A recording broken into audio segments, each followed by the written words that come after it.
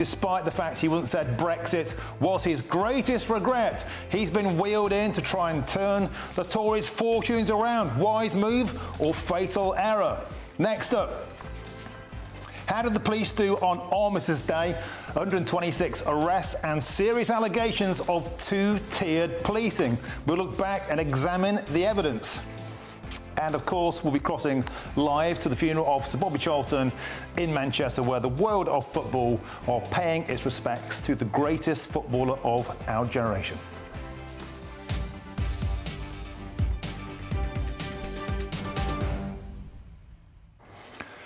So let us know all about how you think about the big stories, including the top one, Suella.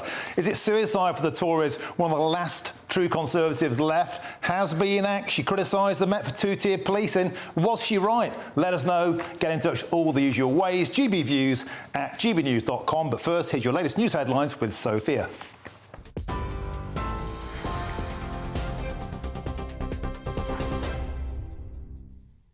Good afternoon. It's 1 minute past 1. I'm Sophia Wensler in the 1 minute past 3 in the GB newsroom. A reshuffle is underway among the Prime Minister's senior team, with Victoria Atkins appointed the new Health Secretary. She takes over from Steve Barclay, who's been appointed as the new Environment Secretary, with Therese Coffey stepping down. Downing Street also confirmed Laura Trott as the new Treasury Chief Secretary. Rounding off the other movements, Richard Holden is the new Conservative chairman. David Cameron is the new Foreign Secretary, marking a surprise return to government for the former Prime Minister. He replaces James Cleverly, who becomes Home Secretary. That's after Suella Braverman was sacked by the Prime Minister earlier this morning, ending days of speculation. The incoming Home Secretary says he'll work to protect the British people. As the Home Secretary, I'm absolutely committed to stopping the boats, as we promised, but also making sure that everybody in the UK feels safe and secure going about their daily business, knowing that the government is here to protect them. So it's a fantastic job and it's a real privilege to serve. As that reshuffle continues, the government is also working on strengthening police powers in the wake of the weekend's protests. Reports suggest the Prime Minister is looking to tighten laws to make it easier to ban marches and prosecute those glorifying terrorism. He's planning to meet Met Police Commissioner Sir Mark Rowley in the coming days. Police say 7 men have been charged with offences, including assault on an emergency worker, criminal damage and possession of an offensive weapon. Officers made a total of 145 arrests on Saturday. Armed Forces Minister James Heappey expressed his concern over intolerance in society. Our Armistice Day weekend, Remembrance Sunday weekend, has been so politicised and so marred in violence. And I do think that that is something that should be a concern to us all. Our society has become rather intolerant of differing views. A British Muslim convert suspected of being a member of the Islamic State terrorist group has been sentenced to 8 years in prison. 39-year-old Ain Leslie Davis was deported from Turkey last August after serving a 7.5-year sentence. He was a member of a group dubbed the Beatles, which was part of the ISIS terror group. Last month, he admitted to being in possession of firearms and funding terrorism. 5 people have died and 1 person is unaccounted for following a fire at a house in West London. Emergency services were called to the blaze in Channel Close, Hounslow, last night. The London Fire Brigade say 5 people were pronounced dead at the scene, with 3 believed to be children, while 1 person left the property and was taken to hospital. The cause of the fire is being investigated. Just Stop Oil protesters have again blocked a major road in North London. A group of around 100 supporters marched this morning on Hendon Way, including the Brent Cross flyover. The group claims the Metropolitan Police had blocked the flyover, preventing protesters from clearing the road. The force responded by saying all the activists have been arrested as they showed no intention of leaving the road. Just Stop Oil is staging ongoing protests in a bid to stop the government granting a new fossil fuel licence. The funeral of Sir Bobby Charlton is underway in Manchester as friends and fans gather to farewell one of the football's greats. Sir Alex Ferguson is one of many who've arrived to pay their respects. The Manchester United icon died last month, aged 86. Prince William has also arrived as thousands line the streets near Old Trafford ahead of a private funeral service taking place at Manchester Cathedral. Charlton made 758 appearances for United and won the European Cup in 1968, as well as the World Cup with England in 1966. A woman has been taken to hospital after being hit by flying debris as Storm Debbie batters parts of the country.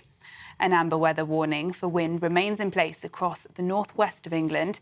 It means buildings could be at risk of damage and travel disruption is likely. The high winds and rain from the storm have caused road closures and disruption to public transport across Northern Ireland. This is GB News across the UK on TV, in your car, on your digital radio and on your smart speaker by saying play GB News. Now it's back to Martin.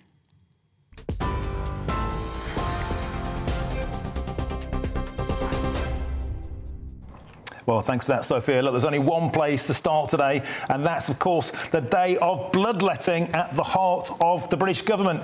The biggest casualty, of course, was Suella Braverman, who's been sacked as Home Secretary. She's been replaced by James Cleverly, who was, of course, the Foreign Secretary. But the greatest shock is the return of David Cameron. He's the new Foreign Secretary more than 7 years after he quit as Prime Minister. If you remember, he legged it straight after the Brexit referendum. Well, let's speak to our political editor, Christopher Hope now. Chris, it's been carnage today. Suella slashed, Cameron back from the dead, Barclay got the bullet, coffee's been flushed down the drain. What's the latest? I think I agree on three of those four. I think Steve Barclay, he's gone to the Environment Department. I mean, being called flush down the drain is a bit harsh on him. He was the Health Secretary, but otherwise, yeah, you're totally correct, Martin, in your summary. Suella Braverman has left as... Chopper's frozen. I think I was right. I said coffee was flushed. It was a weak pun. I used to work in the tabloids. But before we can get comms established back with Chopper, what I want to say to you guys out there is a lot of you last week were saying if they get rid of Suella Braverman, the Tories are toast. She's speaking common sense. She's speaking truth to power. She was speaking the truth about two-tier policing. More of that later in the show, because I think she had a point. I think the evidence at the weekend proved her point, but they pinned it on her, did they? Do you reckon? Did they pin it on her? And Monday morning, she got the boot, and she's been replaced by somebody who, James Cleverly is a safe pair of hands, but bringing David Cameron back in, he's the guy that said the biggest regret of his life was Brexit. And here we are with an 80-seat majority about to go off the edge of a cliff. Do you think this is end of days stuff? Do you think this is the end for the Conservative Party? It feels to me, doesn't matter who they put into the minister of this or the minister of that, it feels like they're rearranging the deck chairs on the Titanic. Do you think they can bring this back? Do you think it's over? Do you think they've basically squeezed out one by one every single major beast of Brexit? They've all been forced out. They got rid of Boris. Now they've got rid of Braverman. And basically we are left now with thin gruel. And a lot of Conservative voters out there have been saying to me all weekend and certainly today in their droves that basically the party feels like it's over. Loads and loads of them tearing up their membership, saying they're going to cross over to Reform. Is that an option? Do you think Reform stand a chance? Richard Tice is being bold in his vision. Could there be talk of defections, of crossovers, of big beasts from the Tory party going to the Reform Party? Is that the answer? Or do you think maybe, just maybe, we deserve this forest fire and the Tories need to go? I think we've got Christopher Hope back now. Chris, are you still there? I think Steve Barclay pulled the cable on that one. Let's go back. Sorry, I may have misheard you. Yeah, I may have misheard you. Forgive me. I think Therese Coffey has been flushed down the sewer. That's what you said. Yes, you're correct in saying that. I did. So the word, apart from all the latest news, Christopher, what other people are in the picture? Some of them, I'm afraid, we have to Google to find out who they are. Is this, do you think, feeling like rearranging the deck chairs on the Titanic? A lot of Conservatives saying to me they think the party's over. Well, no question he's brought in, this is Rishi Sunak, the Prime Minister, has brought in new faces. Laura Trott, she's got a new roles. You've got Richard Holden as the Conservative Party chairman. These are people elected in 2019, not very well known to our viewers. Claire Coutinho, of course, appointed Net Zero Secretary back in September. You've got some other positions. Victoria Atkins, she's now a senior role. What you're seeing here is a reshuffle. The Tory party is trying to change the shape of this government, to try and reinvent it, like a snake shedding its skin, to try and become more of a kind of attractive option for voters. That's what they do every so often, as you well know, Martin. They do try and find a new way to present themselves to voters. The big marquee signing today, if it was a football analogy, you'd say David Cameron being brought in as Foreign Secretary. That was not seen. It was first mooted shortly after he stood down as Prime Minister and party leader back in 2016. I remember hearing it back in 2018, 2019, give him a job in the Lords and bring him in as Foreign Secretary. I never thought it would happen, so it has surprised everybody. It does give a feeling, though, of a grand old man on his way out from politics, but one final throw of the dice for David Cameron. The world is a more unsafe place. He has very good connections, I think, on the global stage. He'll reassure people. At next year's election, the Tories will say, well, David Lammy as Foreign Secretary or David Cameron, who do you trust more with your security? That's a question they'll be asking. There are issues of legitimacy. Already about half an hour ago, Lindsay Hoyle, the Speaker of the House of Commons, raised concern about the fact that MPs cannot question the leading foreign affairs spokesman of this government in the House of Commons because, of course, David Cameron is not elected. He'll be a peer, when therefore he'll answer questions in the House of Lords, but not in the Commons, the main chamber for this country's democracy. So there's a problem, I think, in terms of legitimacy, but I can see why they made that appointment. But elsewhere, Suella Braverman, now on the back benches, waiting to see what she does next. Will she give a speech, a resignation speech? Will it be a damaging one? Where will she next crop up? Of course, don't forget this big week coming here up for the Home Office. You've got this call by the Supreme Court on Wednesday whether to allow legally to process illegal migrants' applications to be here in Rwanda. Next week on Thursday, you've got the net migration figures showing hundreds of thousands arriving here legally on the government's watch. She wants to bring that number down to tens of thousands. So I think what we're going to see is what will she do next, the big question. OK, Chris Vogt, thank you for joining us with that full update. Let's cross now to our Home and Security Editor, Mark White, who is outside the Home Office. Mark, always a pleasure. James Cleverly, he's coming in and straight off the bat, he is saying, I am the man who will stop the boats. Do you think people will have faith in that message? Good luck to him. 615 people came across just yesterday in 12 small boats. We're already well into November, and to get that number crossing on a November day is quite remarkable. Overall, though, the numbers are down, but I think that's been really due to the fact that over months now we've had very changeable weather conditions in the Channel that have just whipped up the waves and made it difficult for those people smugglers to push those boats out into the middle of the Channel.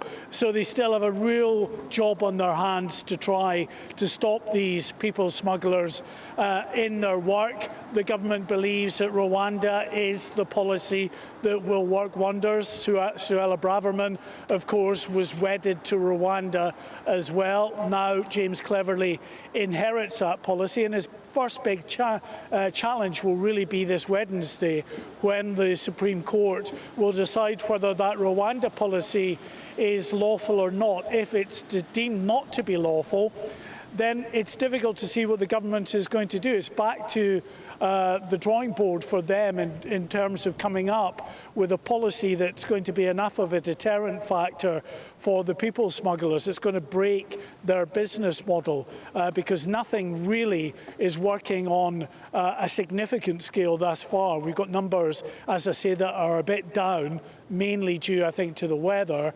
But in terms of actually the business model being broken, there's no policy that's done that yet. Rwanda, perhaps, if it is given the green light on Wednesday, might be able to do that.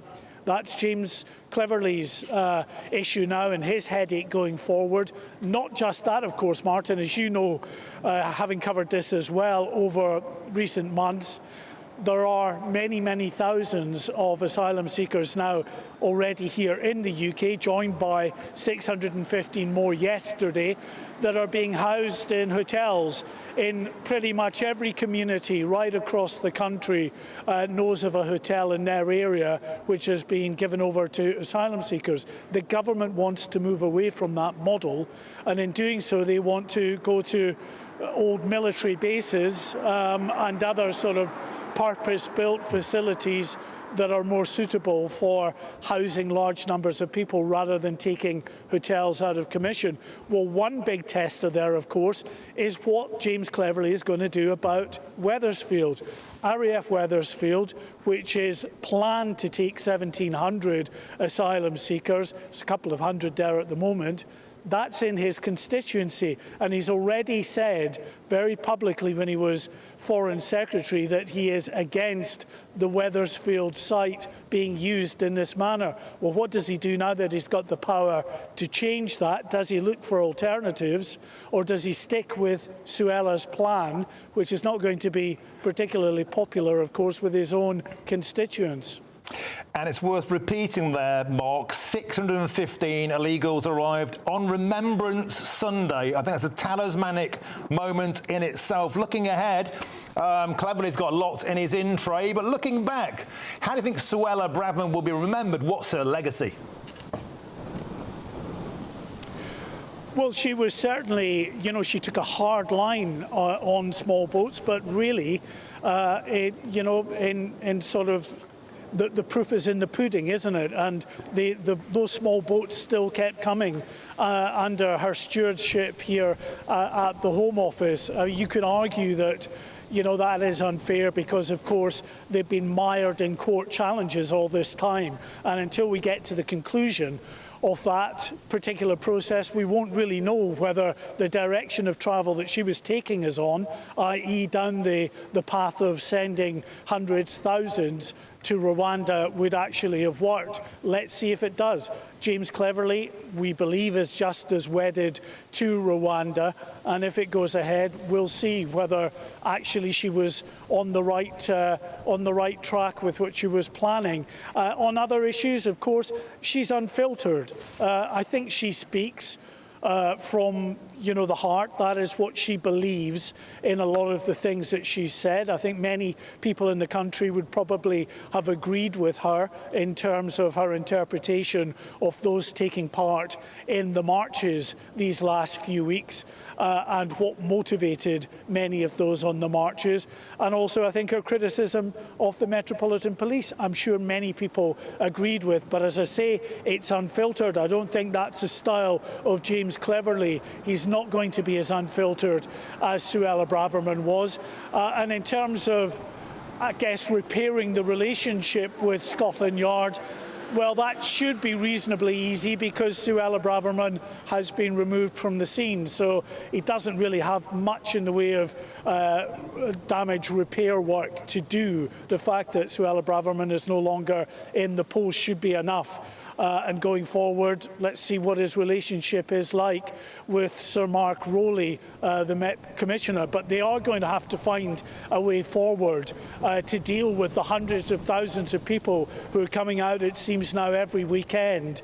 And many of them, of course, have views which are seen as anti-Semitic, that do cross that line. They are going to have to come up with a way of dealing with this problem going forward, because it doesn't look, at least for the moment, that it's a problem that's going to go away.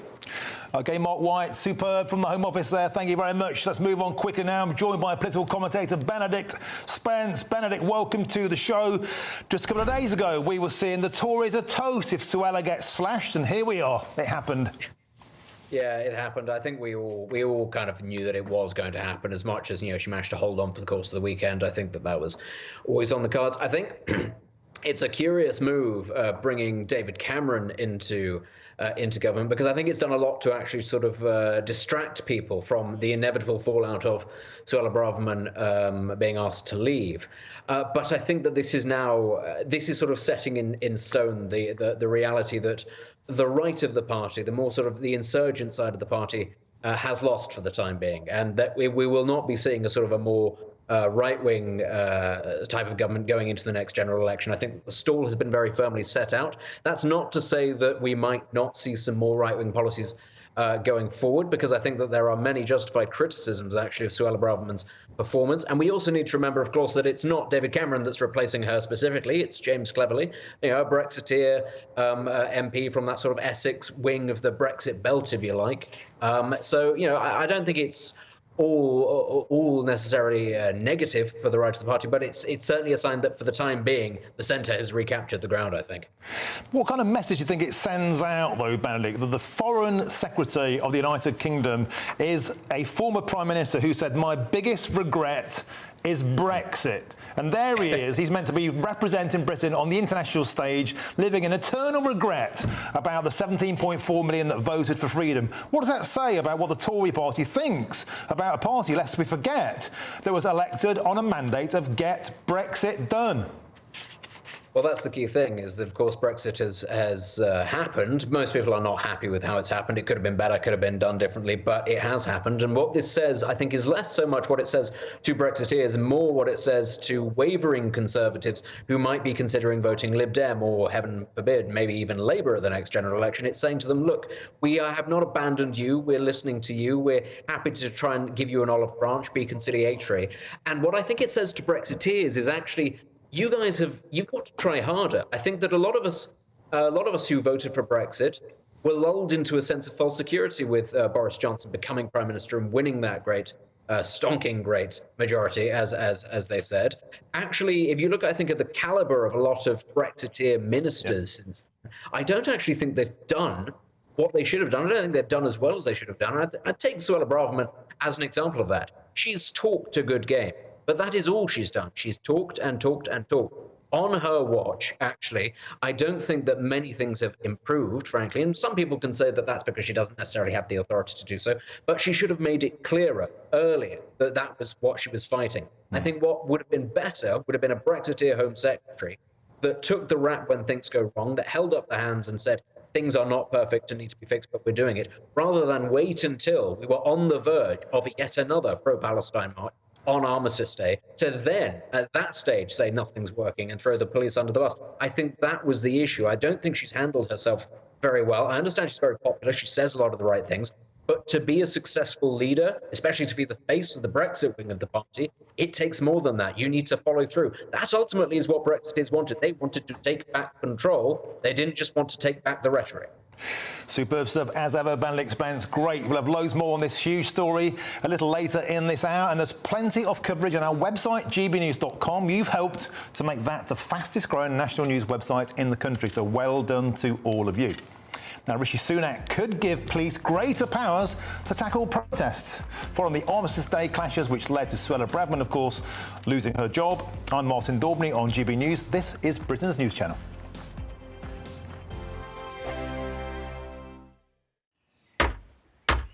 Who is it? We're here for the show.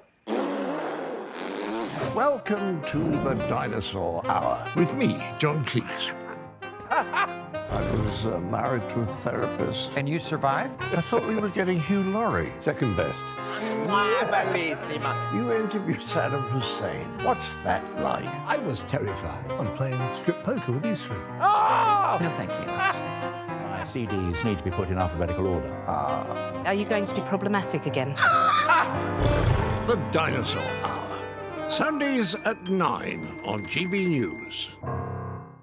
What you get for breakfast is something that, if we do our jobs right, you will wake up to news that you didn't know the night before. It's a conversation. It's not just me and Eamon. We want to get to know you, and we want you to get to know us. From 6, it's Breakfast with Eamon and Isabel. Monday to Thursdays on GB News, Britain's news channel. People in Britain, they love free speech, but they also love fair play. I don't care if I'm speaking somebody from a trade union, from the Labour Party, somebody from the SNP. And I think the viewers like to see that actually we can challenge one another, but in a positive way. We think we ask the questions that people want to ask, and often we ask the questions that we wanted to ask in Parliament but never got the chance to ask. So join us every Saturday, 10 a.m. till noon on GB News, Britain's news channel. Nightmare commute. Kick it up a gear with me, Patrick Christys, at drive time, 3 till 6 p.m, Monday to Friday on GB News Radio. You can listen online and on DAB+, on the smart speaker app and on the GB News app. And if you've got an Alexa, all you have to say is, Alexa, play GB News. We're also on TuneIn and the Radio Player apps. From the school run to rush hour, get revved up with me, Patrick Christys, on GB News and GB News Radio. Tired of the usual focus-tested, pre-prepared Westminster runaround? Well, so am I. So you want higher taxes? Is your department to blame for this? Are you rethinking this policy? Every Sunday at 9:30, I'll be sitting down with those in power to get the truth about the issues affecting you. Let's be honest, we've known about the cost pressures of this project for years, not months. That's the Camilla Tominey Show, a politics show with personality. On GB News, the People's Channel, Britain's news channel. In the GB Newsroom, we bring you the news as it happens. With our team of dedicated journalists across the UK, we're ready to give you accurate reporting every day. When the news breaks, we'll be there with bulletins on GB News, the People's Channel, Britain's news channel. When the news happens, it happens here. And really important breaking news. Breaking news this morning. On TV, radio and online, the news starts here on Britain's Newsroom. All the biggest stories and the answers that you need from across the UK and beyond. Join Britain's Newsroom from 9:30 on GB News. The People's Channel, Britain's news channel. GB News, unlike other broadcasters, isn't obsessed with the London-Westminster bubble. We think there's a nation beyond the M25, and that's why we talk about the issues that matter across the land. Join me on State of the Nation, 8 to 9 o'clock, Monday to Thursday, on GB News. Daisy's listening, and you should too.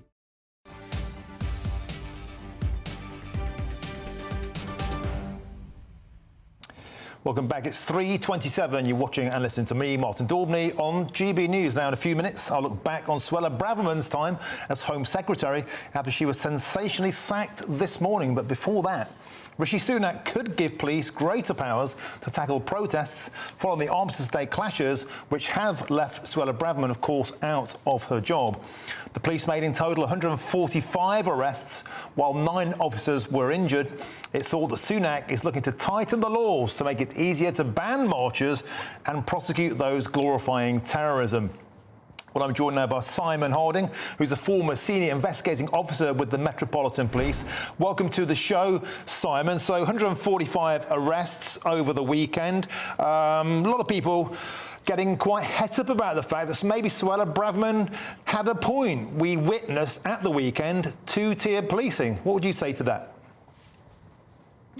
Well, I don't think we've witnessed 2-tier policing. What we witnessed was police officers standing between people who were hell-bent on violence and trying to attack another group, and being the people in the middle who were going to take that brunt for that group. So I don't think, I said before that it's quite insulting that, to say that the police favour one group over the other.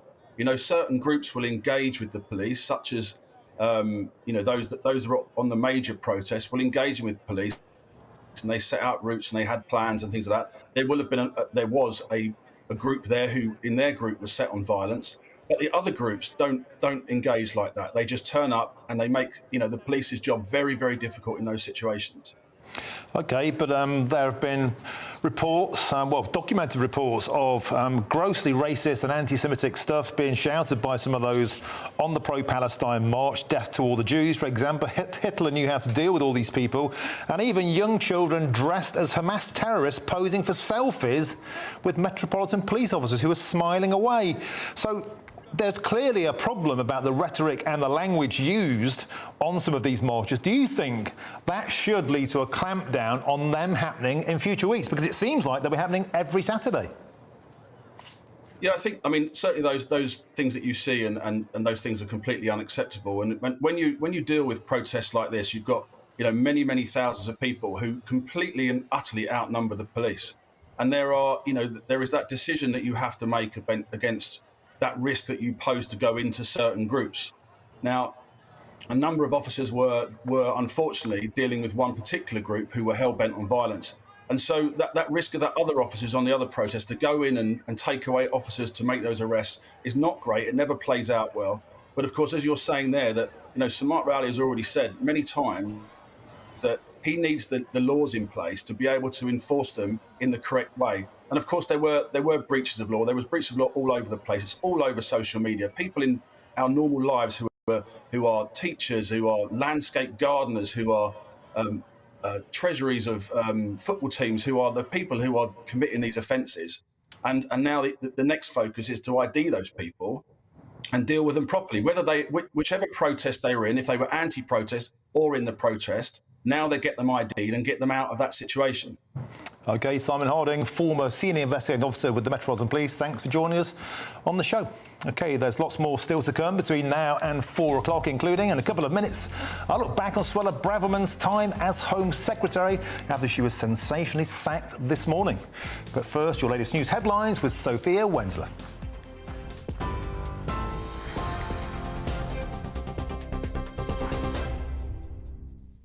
It's 3:30. I'm Sophia Wensler in the GB newsroom. A reshuffle is underway among the Prime Minister's senior team, with Victoria Atkinson appointed the new Health Secretary. She takes over from Steve Barclay, who's been appointed as the new Environment Secretary, with Therese Coffey stepping down.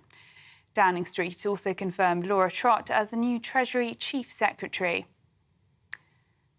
Rounding off other movements, Richard Holden is the new Conservative chairman. David Cameron is the new Foreign Secretary, marking a surprise return to government for the former Prime Minister. He replaces James Cleverly, who becomes Home Secretary. That's after Suella Braverman was sacked by the Prime Minister earlier this morning, ending days of speculation. The incoming Home Secretary says he'll work to protect the British people.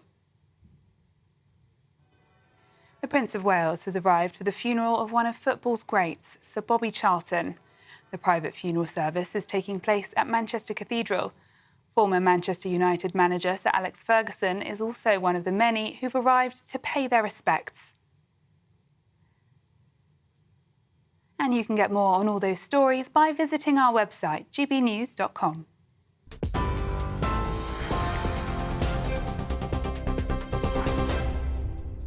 For stunning gold and silver coins you'll always value, Rosalind Gold proudly sponsors the GB News Financial Report. And here's a quick snapshot of today's markets. The pound will buy you $1.2248 and €1.1472. The price of gold is at £1,581.27 per ounce, and the FTSE 100's at 7,399 points. Rosalind Gold proudly sponsors the GB News Financial Report.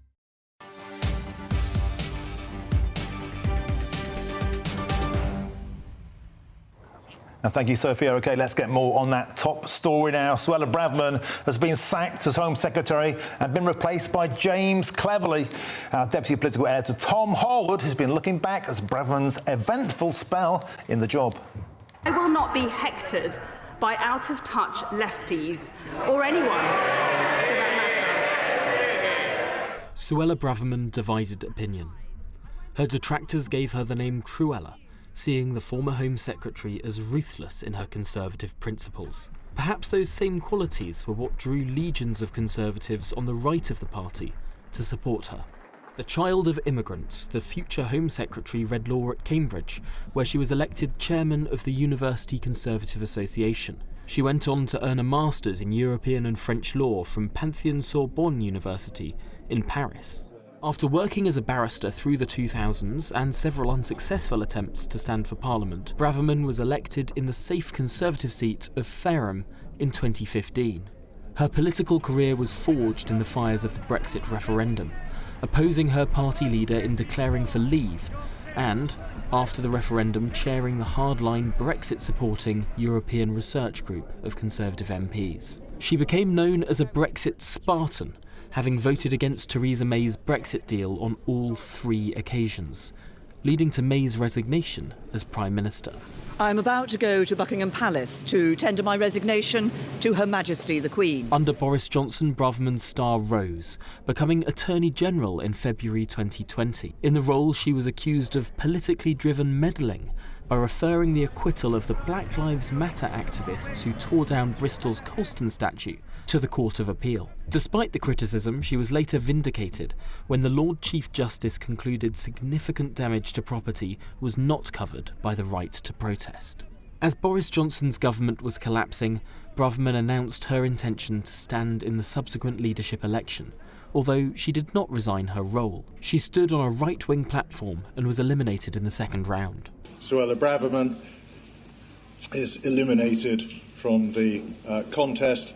Under Liz Truss, Braverman became Home Secretary, albeit resigning after 43 days following a row over migration liberalisation and what she described as a technical breach of the ministerial code over the sharing of a document from her personal email address. Just days later, however, she was reappointed to the role by the new Prime Minister Rishi Sunak. In it, she made stopping small boat arrivals on England's southern coast her driving mission, from championing the Rwanda partnership negotiated by her predecessor to steering the landmark illegal migration bill through Parliament. With the Home Secretary gone, many on the left will cheer. However, Rishi Sunak is now more exposed and vulnerable on his right. Tensions between the former Home Secretary and Prime Minister began to grow over her response to pro-Palestinian demonstrations, which she described as hate marches. They came to a breaking point when Braverman defied orders from Number 10 to remove what were described as incendiary lines from an opinion article, which was seen as criticising the police. Well, I'm joined now by Labour MP for Brighton Kemp Town, Lloyd Russell-Moore. Good afternoon to you. Thanks for joining us on the show. You must be delighted. The Conservative Party is absolutely imploding. Rishi is handing Sir Keir Starmer the keys to Number 10 without you having to lift a finger. Well, clearly the Conservatives have lost the will to govern, but we've known that for a long time, haven't we? We've known that Rishi is just being strung along as a leader that's going to be the fall guy. And the big question in most of the Conservative lips is who's going to be the leader in opposition. And I suspect that's why Suella wrote those articles that were disrespectful for the police and actually incited these rioters that came on Armistice Day and caused great damage and were shouting racist and nasty slogans. But there are a lot of people on the other march who are shouting nasty things, such as death to all the Jews. Hitler knew how to deal with all these people. And it has to be said, a lot of the people on those marches are card-carrying Labour supporters. Do you think that Labour's position on all of this has fanned the flames on that side of the debate too?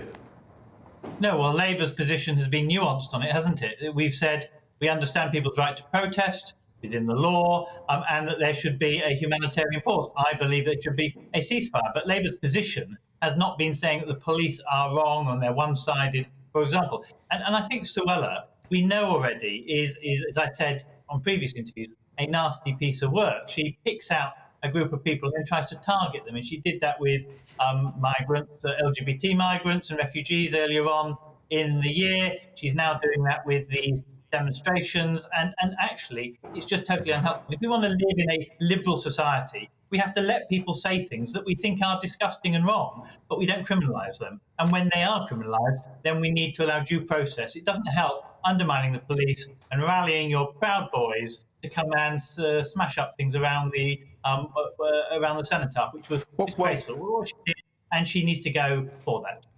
Well, Lloyd, on the one hand, like a moment ago, you say you believe in free speech and say nasty things that you may not like the sound of, but then when the Home Secretary says them, Sir Keir Starmer and a load of the Labour Party demand that she's fired. What's your true position? Free speech or not?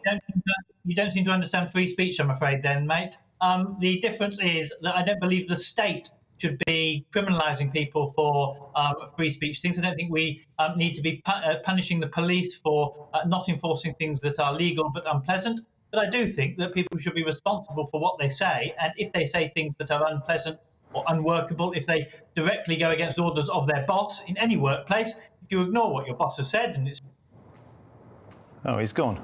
I was just about to get stuck into him there, in a good way, of course. I wanted to ask him why people believe it's an appropriate response to ask for a ceasefire after terrorists invade your country and murder, decapitate and kidnap people. For example, if that happened in Brighton, would Lloyd be calling for a ceasefire? A proportionate response. We hear this all the time. Is Lloyd back? Lloyd back. Sorry, we had a bit of a gremlin there. That's fine. Parliament Internet doesn't like GB News for some reason. Look, I heard that question that you're just asking there, which is about proportionate responses.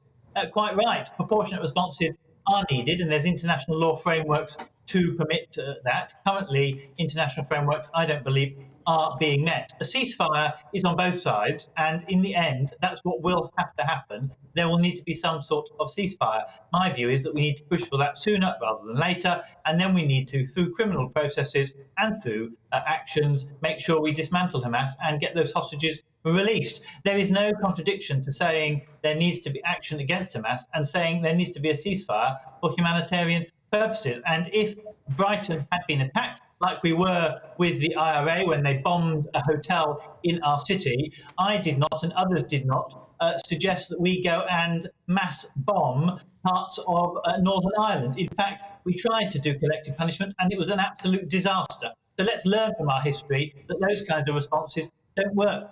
Israeli people, Jewish people will be hurting. We need to have great sympathy for that hurt, but that doesn't mean that we need to go along with a knee-jerk reaction. OK, Lloyd Russell-Moore, we'll have to leave it there. Thanks for joining us on GB News, and I think he did like us, even if the internet didn't. Well, we've been updating you on the fallout of Suella Braverman's sacking as Home Secretary. Her successor, James Cleverly, has just posted this on X, which, of course, was formerly known as Twitter. It is a genuine privilege to be appointed as the Home Secretary. It is my priority, and indeed the priority of the whole government, to make sure that everybody is able to go about their lives in peace and security, driving down crime, particularly illegal migration, and tackling those evil people traffickers. We will stop the boats. Words that may come back to haunt him. And to get more reaction on that, I'm joined by William Atkinson, who's the assistant editor, of course, of Conservative Home. William, thanks for joining us. Great to see you. I will stop the boats, he said. Well, 615 illegals arrived yesterday on Remembrance Sunday. Do you think he's got a hope in hell of actually fulfilling that brief they've been promising now for many months? Well, the crucial factor about stopping the boats will, of course, come with the remand decision at the Supreme Court on Wednesday, which I think the government currently believes is likely to go against it. So that will obviously make its job a lot more difficult. And also, I mean, frankly, it doesn't really matter who the Home Secretary is on this department. The Home Office is widely known as a joke, and most of the small boats policies ran out of number 10 anyway. And the only major difference with replacing Suella Braverman with James Cleverly is that you're no longer going to have somebody who likes to talk a good game, especially when it goes against the government's line and distracts from its overall agenda, but actually fails to deliver anything in practice. So James Cleverly's job really is to bat out time until the election, while Rishi Sunak and the number 10 team actually work on stopping the boats. It's interesting because in the league table of ministers on Conservative Home, Suella Braverman ranks very highly, but so does James Cleverly. He's very well liked by Conservatives. In that respect, do you think he's got the beef for this job, or would he be all mouth and no trousers? Well, I would just like to come back to you on that. Suella Braverman has never done particularly well in our survey. She's usually been pretty mid-table. Cleverly actually managed to top it last month, replacing Kemi Badenoch. But I think that's largely as a consequence of his shoot, which should we say, handling of the situation in Israel. I would say that, Cleverly is fundamentally quite a team player. He's a very good media performer. He's widely liked as a departmental minister. I mean, the Foreign Office will be sorry to see him go. As I say, I think he's minister for basically making sure the Home Office doesn't produce too many stories between now and the next election. Alas, it is the habit of the Home Office to produce stories. So for a man who would have been hoping that the Foreign Office might have been an easy springboard into a leadership election after the next election, I think, unfortunately, he's now going to find that it has historically been the graveyard of political careers. OK, William Atkinson, we're going to have to leave it there. I could have talked to you all day about this, but we have to move on simply because of time. And a third of 13 to 17-year-olds have seen footage of real-life violence on the social media platform TikTok in this past year. This is a huge problem. I'm Martin Daubney on GB News, and this is Britain's News Channel.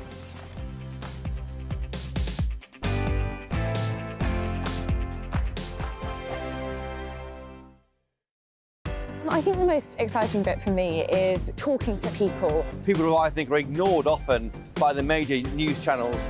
We're going to give news they want to hear. There's a voice there that needs to be heard. I think there's a chance here for a diversity of opinion to be expressed, which you don't find elsewhere. It's really exciting. We don't hold back. We're free to say how decisions that are taken here affect us all around the country. Only on GB News, the People's Channel, Britain's news channel. There's only three people you can trust in life: your doctor, your lawyer, and your nana.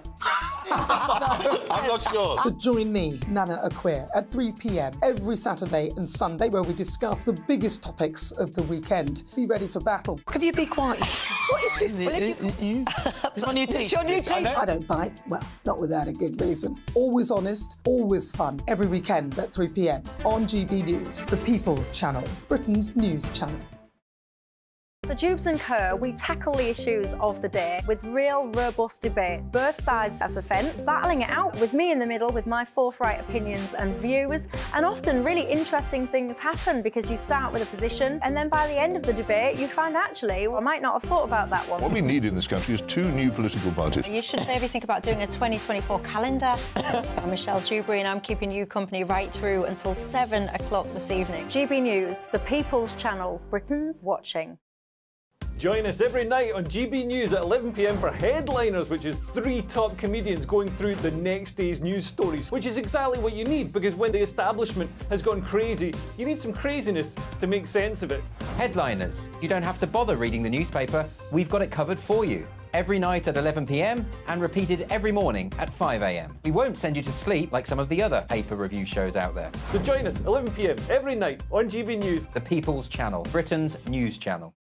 GB News, unlike other broadcasters, isn't obsessed with the London-Westminster bubble. We think there's a nation beyond the M25, and that's why we talk about the issues that matter across the land. Join me on State of the Nation, 8 to 9 o'clock, Monday to Thursday, on GB News. Daisy's listening, and you should too. Every Sunday from 11, join Michael Portillo. There'll be topical discussion, looking at the week before and the week to come. So kick back and relax at 11 a.m. on Sundays on GB News with me, Michael Portillo. GB News, the People's Channel, Britain's news channel. I'm Andrew Doyle. Join me at 7 o'clock every Sunday night for Free Speech Nation, the show where I tackle the week's biggest stories in politics and current affairs with the help of my 2 comedian panellists and a variety of special guests. Free Speech Nation, Sunday nights from 7 on GB News, the People's Channel, Britain's news channel. Nightmare commute. Kick it up a gear with me, Patrick Christys, at drive time, 3 till 6 p.m, Monday to Friday on GB News Radio. You can listen online and on DAB+, on the smart speaker app, and on the GB News app. And if you've got an Alexa, all you have to say is, Alexa, play GB News. We're also on TuneIn and the Radio Player apps. From the school run to rush hour, get revved up with me, Patrick Christys, on GB News and GB News Radio.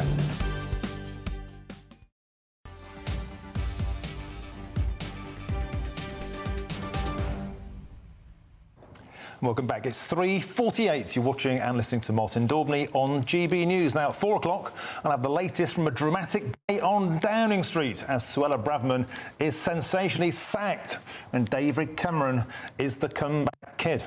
Before that, the funeral of Sir Bobby Charlton has taken place in Manchester. Sir Bobby, one of England's greatest ever players, and he died last month at the age of 86. Well, I'm joined now by GB News' North West of England reporter, Sophie Reaver. Sophie, the great and the good of football have turned out for the final send-off of one of the greatest footballers England has ever produced. What's the latest? Well, we're here outside Manchester Cathedral. I'm sure you can still hear the bells tolling, marking the end of the funeral. Around 30 minutes ago, we saw Sir Bobby Charlton's coffin being taken from the cathedral and back to the hearse that has now pulled away. It was followed by some members of his family. They came out, took a brief moment with the crowds of people, hundreds of people who had gathered here outside the cathedral. Now, the service itself was completely private, but clearly people were still willing to come out here and to pay their own respects in their own way. Of course, earlier on as well, we saw the funeral procession travelling past Old Trafford, the home of Sir Bobby Charlton's beloved Manchester United. There were hundreds, if not thousands, of fans also gathered there to pay their final respects to the legend. Here's what a few of them had to say. Twice in his career. And what do you think of him? He was a gentleman. He was a fantastic footballer. Everybody wanted to be him. You only had to see the film Kes with Brian Glover. Put his shirt on. He wanted to be Bobby Charlton. Everybody wants to be. You go abroad and people say, "Where are you from?" You say, "Manchester." They go, "Ah, Bobby Charlton." I just come to support him because he just loves Manchester United. Full stop. You know, George Best is his idol. Come from Northern Ireland. He was my idol. Come from where he comes from. Yeah.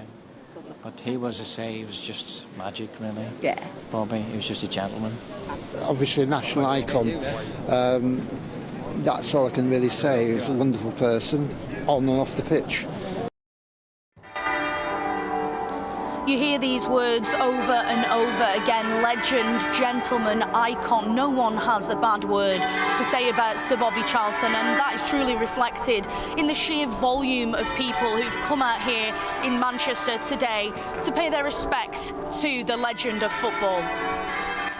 So, Reba, thank you for that touching update. You know, rest in peace, Sir Bobby. A true gentle giant of the game. Now, a third of 13 to 17-year-olds have seen footage of real-life violence on TikTok in this past year. And across all social media platforms, almost half of children have watched clips of fights.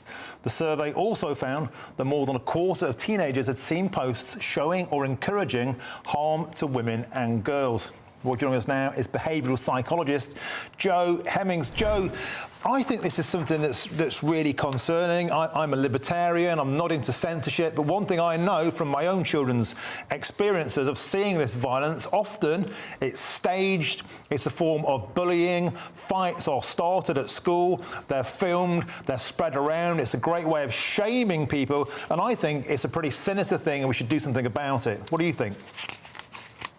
I agree with you in that regard. Look, I think, this is going up. This is on the increase. This is due to algorithms on TikTok or Instagram, where they are not preventing this policy. And I think for teenagers, it's really distressing. They often won't speak about what they're seeing. But, parents will see it in their behaviour. They either mimic that behaviour or are impressed by it, too young and impressionable to do anything else, or they become withdrawn. It scares them, and it's just a really unpleasant thing. It's uninvited. It just appears on their stream with ever-increasing frequency. Do you think there's a debate to be had about, for example, revenge porn was outlawed because of the huge damage that can cause to women and girls and lads, of course? We saw that's becoming a huge issue. But I really do believe that when people specifically and deliberately start fights and they film it and they share it as a way of destroying people's lives as a form of digital bullying, something needs to be done because this is destroying young people's lives.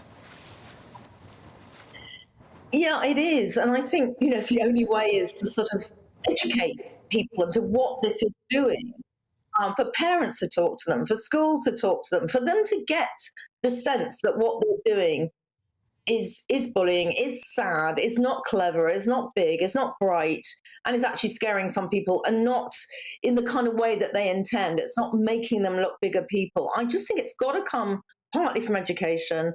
It's got to come partly from rinsing those algorithms that stop these things being spread so easily, and actually talking to teenagers about it, who, as I say, very often will not talk about what they've seen. The last thing you want to do is to get them inured to it, i.e. they get used to seeing it and literally absorb that sort of behaviour. instant way that they process the world. That's the most frightening thing of all. OK, Jo Hemmings, thank you for joining us on that. I mean, I think this is a huge issue. I really do. I really do, because it ruins people's lives. I'm a libertarian, but I also want to protect children. And this violence through TikTok, this bullying, I think has to stop. Well, it's been a day of high drama in the heart of government. Suella Braverman's been sacked, while David Cameron has made a shock return to the cabinet. I want to know what that means for you. Do you think the Tory party is toast? They've got David Cameron back. You remember his biggest regret is Brexit, and yet here he is as the Foreign Secretary. A lot of you have been contacting me saying they think it's over for the Tories. I want to know what you think on this topic, because it's a huge, huge topic. In the meantime, I'll be back soon. I'm Martin Daubney on GB News. This is Britain's news channel.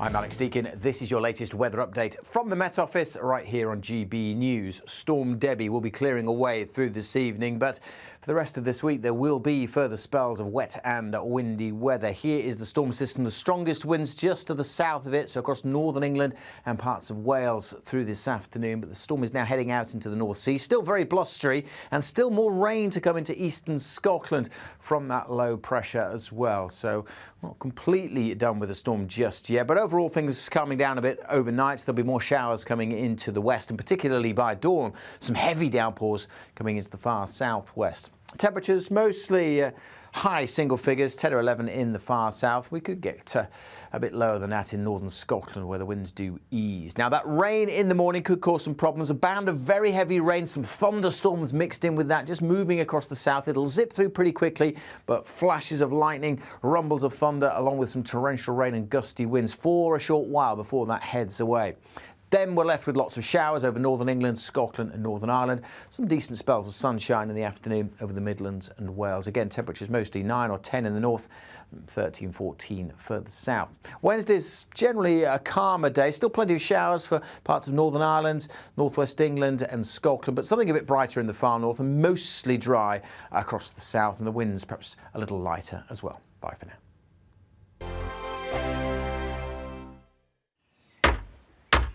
Who is it? We're here for the show. Welcome to the Dinosaur Hour with me, John Cleese.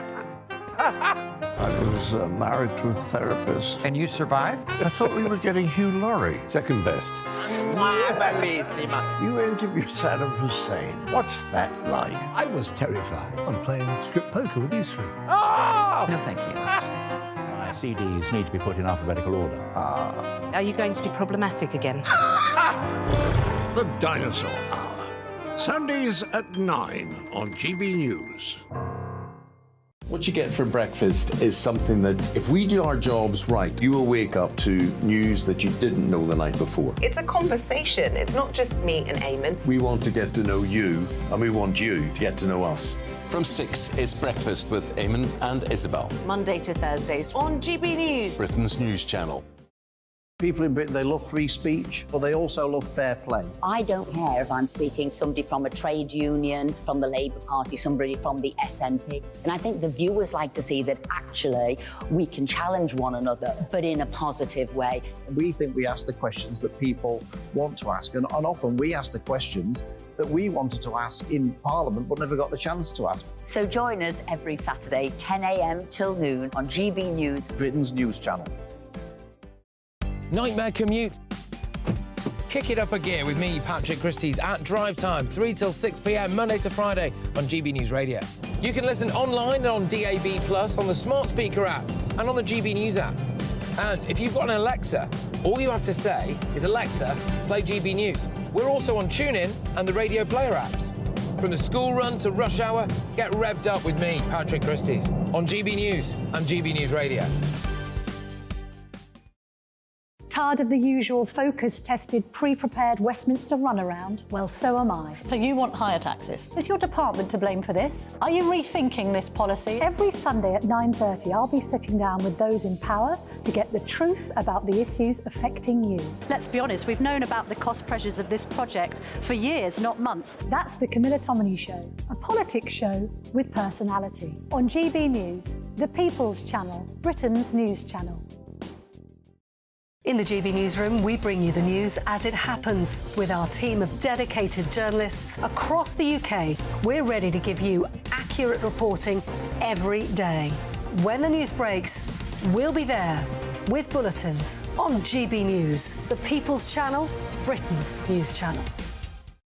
When the news happens, it happens here. And really important breaking news. Breaking news this morning. On TV, radio and online, the news starts here on Britain's Newsroom. All the biggest stories and the answers that you need from across the UK and beyond. Join Britain's Newsroom from 9:30 on GB News. The People's Channel, Britain's news channel. GB News, unlike other broadcasters, isn't obsessed with the London-Westminster bubble. We think there's a nation beyond the M25, and that's why we talk about the issues that matter across the land. Join me on State of the Nation, 8 to 9 o'clock, Monday to Thursday, on GB News. Daisy's listening, and you should too.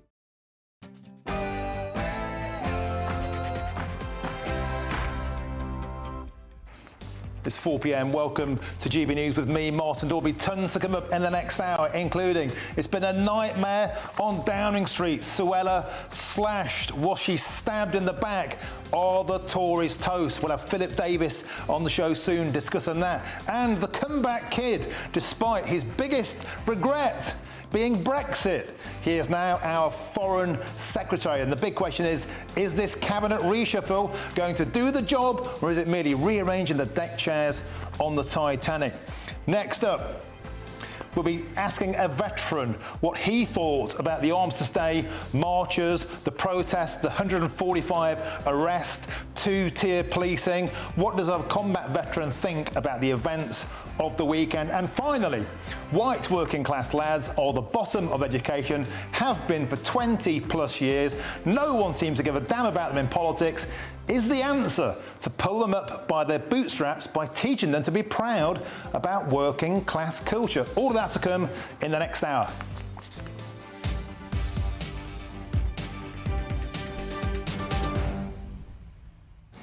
And as ever, this is your show.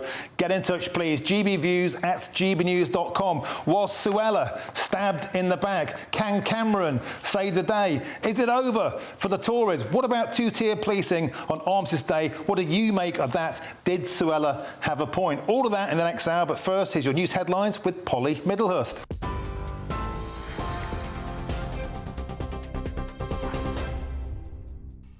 Martin, thank you, and good afternoon to you. Well, the top story from the GB Newsroom is that the Prime Minister has reshuffled his senior cabinet team today, with Victoria Atkins appointed the new Health Secretary. She takes over from Steve Barclay, who becomes the new Environment Secretary, with Therese Coffey stepping down. Downing Street also confirmed that Laura Trott is the new Treasury Secretary. Well, also in the government reshuffle, Richard Holden is the new Conservative chair, and a former Prime Minister made a surprise return to Downing Street today.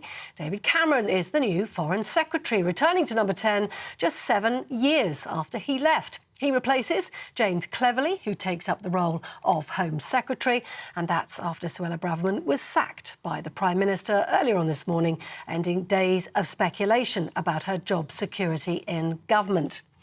Well, the incoming Home Secretary says he's going to work to protect the British people.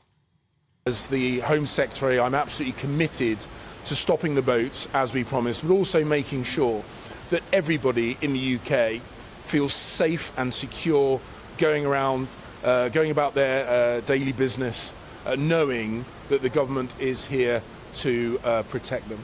So it's a fantastic job and it's a real privilege to serve. Well, the return of David Cameron isn't without controversy, with some suggesting that he won't be facing regular grillings from MPs. Lord Cameron's position in the House of Lords means he's exempt from regular sessions of Foreign Office questions, with junior ministers fielding questions for him instead.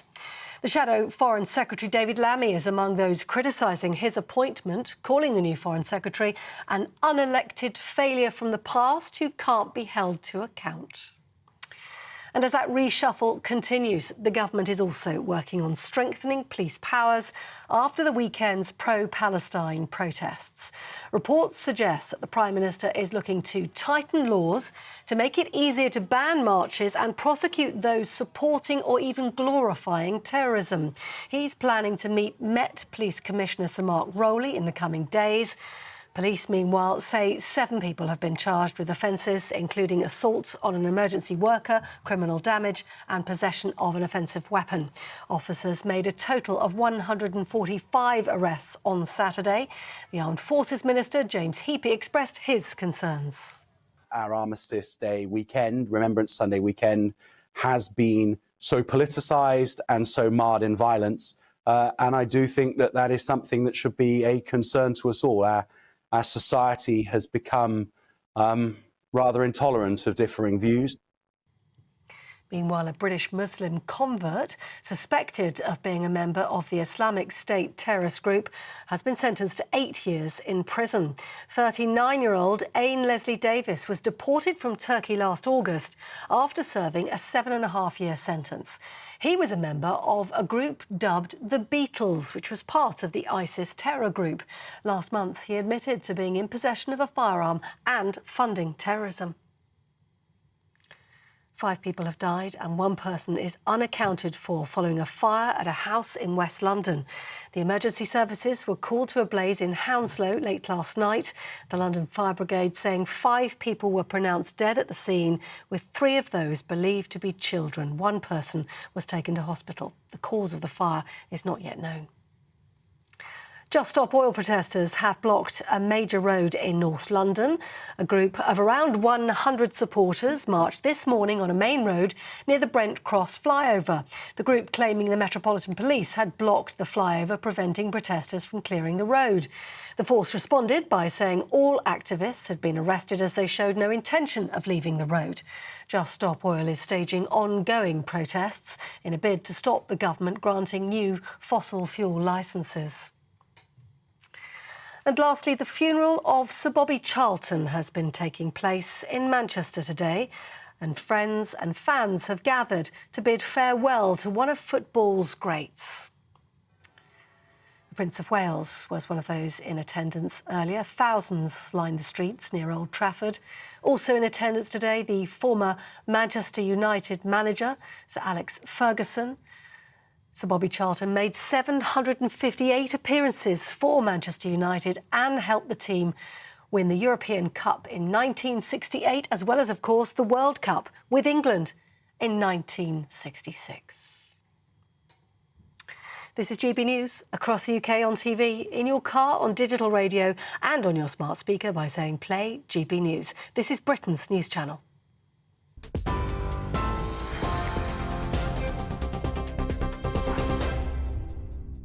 Well, thank you, Polly. And of course, there's only one place to start, and that's with a day of bloodletting at the heart of our government. The biggest casualty, of course, was Suella Braverman, who's been sacked as Home Secretary. She's been replaced by James Cleverly, who, of course, was the Foreign Secretary. But the greatest shock is the return of David Cameron. Yes, he's a new Foreign Secretary more than 7 years after he quit as Prime Minister.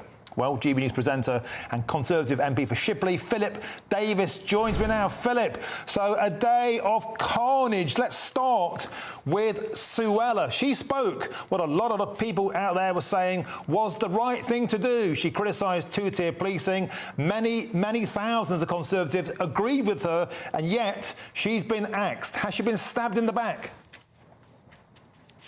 No, not at all. Look, I'm really sad that Suella's not there. I agree with Suella on virtually everything. I like her a lot. My politics and her politics are virtually identical, but she hasn't been sacked because of her beliefs. I think people are mistaking that. I think the problem with Suella was that she went off-piste and started publishing articles without proper clearance from Number 10, which is a breach of the ministerial code. And look, in government, you can't have anarchy where people go off-piste and just do their own thing. When you take a job in government, you accept collective responsibility. And that was the downfall of Suella. You might say, well, it's all right because we agreed with what she said in a particular article. But when another minister goes off-piste and starts writing stuff that you don't agree with, What do you do then if you haven't disciplined the first person who went off piece? I think Suella was the reason. She created her own sacking, really, and I think it's really, really sad. I think she put the Prime Minister in a difficult position. But obviously, I'm sorry she's not there, because I agree with her on lots of things. But I don't think it's the Prime Minister to blame in this case. I think Suella created the problem for herself. And Philip, it's back to the future time. David Cameron has been dug up and wheeled out to turn the party's futures around, despite one of the biggest Remainers in the Tory party legging it straight after the referendum. Is he really the answer to the question? Yeah, look, me and David Cameron agreed on very little when he was Prime Minister, but I always got on very well with him. Look, there's no point fighting yesterday's battles. Brexit's been done, it's been won, it's been delivered. We've left the European Union. We're not going to be rejoining. We're not going to punish people for, what they believed in 7-8 years ago. David Cameron is a very talented politician. He's a very talented diplomat. He's very good at this kind of thing. I think it's a very good appointment. And just because he believed in Remain, 7 years ago and was Prime Minister then, I think it would be silly to hold that against people. When you're in a team, you want the best players on the pitch, and I think David Cameron is one of the best players, even though on Brexit, me and him fundamentally disagreed. OK, Philip Davis, spoken as ever like a true politician. Thanks for joining us on the show. Superb. OK, now moving on. Let's speak to our political correspondent, Catherine Forcer. Catherine, in, out, shake it all about. Suella's been slashed. Cameron's back from the dead. The bullet for Steve Barclay in a demotion. Coffee's been sloshed down the drain. A day of bloodletting at Downing Street. A nightmare on Downing Street. Certainly an incredibly dramatic day. There's been rumours of this big Rishi Sunak reshuffle for many months. We thought we might get it a couple of months ago when Ben Wallace stood down as Defence Secretary. They put in Grant Shapps and it pretty much began and ended there, short of a couple of little shuffles further down. But today, a massive, massive day. Let's face it, Rishi Sunak points behind in the polls. They need to do something. All these Rishi Sunak resets we've heard about, the party conference, didn't seem to shift the polls at all. The King's speech, ditto. Will these big moves now, getting this cabinet ready, presumably, to go into the next election, start to shift the dial? Now, on Suella Braverman, OK, that has been widely predicted now for a few days. There's plenty of people on the right of the Conservative Party very unhappy about that. Indeed, they feel that there's a real shift taking place today back to the centre ground. But a YouGov poll, Snap YouGov poll out today, said that people polled, 57% of those polled thought that it was right for Rishi Sunak to sack Suella Braverman, and only 20% that it was wrong. Even among Conservative voters, more Conservative voters to 2019, more thought that it was right that she should go than wrong.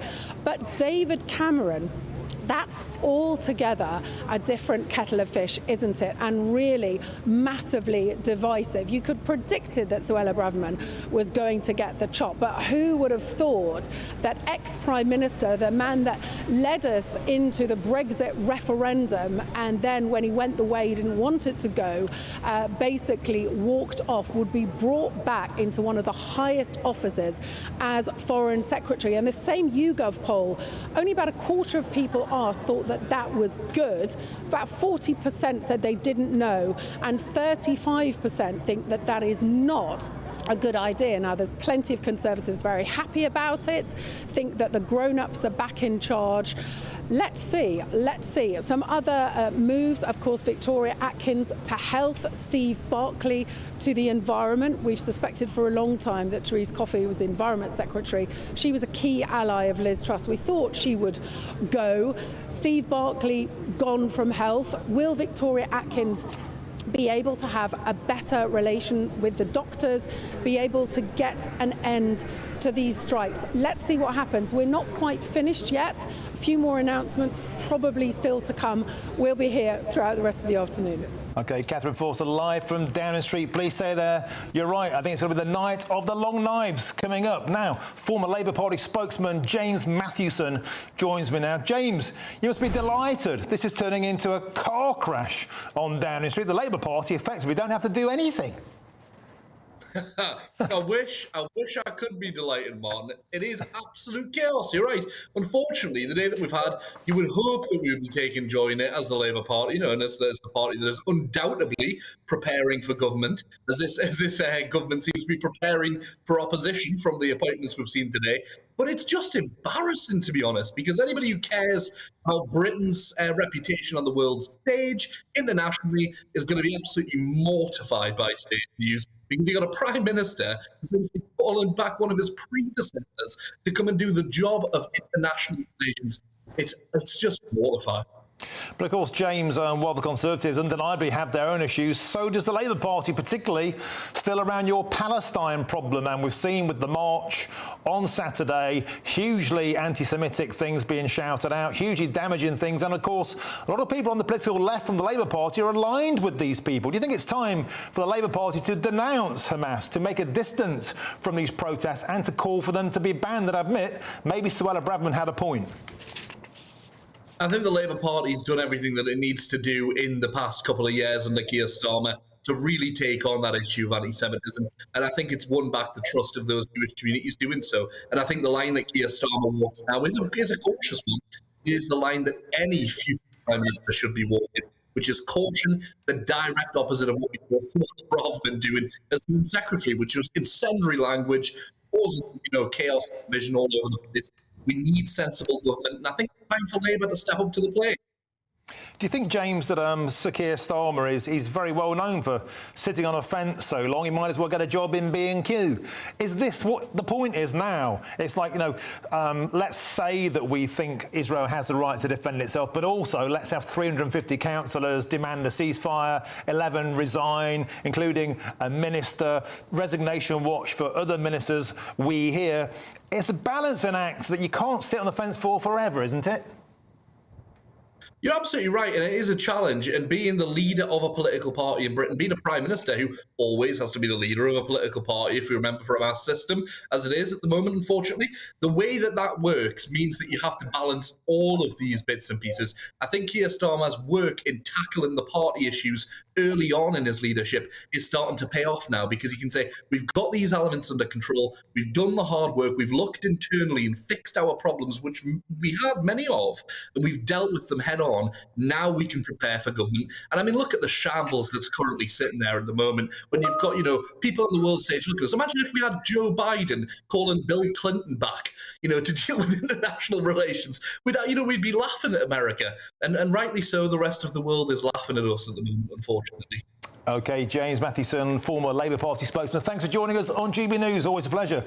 Well, we've been getting the perspective across the political world to the sacking of Suella Braverman as Home Secretary. And here's what Lloyd Russell Moyle, Labour MP for Brighton Kempton, told me a little earlier. Well, clearly the Conservatives have lost the will to govern. But we've known that for a long time, haven't we? We've known that Rishi is just being strung along as a leader that's going to be the fall guy. And the big question in most of the Conservative lips is who's going to be the leader in opposition. And I suspect that's why Suella wrote those articles that were disrespectful for the police and actually incited these rioters that came on Armistice Day and caused great damage and were shouting racist and nasty slogans. OK, David Cameron has returned to the Cabinet more than 7 years after he resigned as Prime Minister. He quit, if you recall, the day after losing the Brexit referendum in 2016. And check out this revelation from Cameron in 2019. What's your greatest regret? Well, the greatest regret is that we lost the referendum, that I didn't prevail, that we could have fought perhaps a better campaign, we could have conducted perhaps a better negotiation, perhaps the timing wasn't right, and that I didn't take the country with me on what I thought was a really important issue.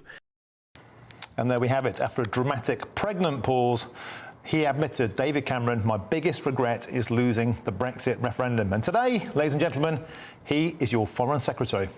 We'll have lots more on that story at 5 o'clock, and there's plenty of coverage on our website, gbnews.com, because you've helped to make it the fastest growing national news website in the country. So well done to all of you. Now, Rishi Sunak could give police greater powers to tackle protests following the Armistice Day clashes, which led Suella Braverman to lose her job. I'm Martin Daubney on GB News, and we are Britain's news channel. I think the most exciting bit for me is talking to people. People who I think are ignored often by the major news channels. We're going to give news they want to hear. There's a voice there that needs to be heard. I think there's a chance here for a diversity of opinion to be expressed, which you don't find elsewhere. It's really exciting. We don't hold back. We're free to say how decisions that are taken here affect us all around the country. Only on GB News, the People's Channel, Britain's news channel. There's only 3 people you can trust in life. Your doctor, your lawyer, and your nana.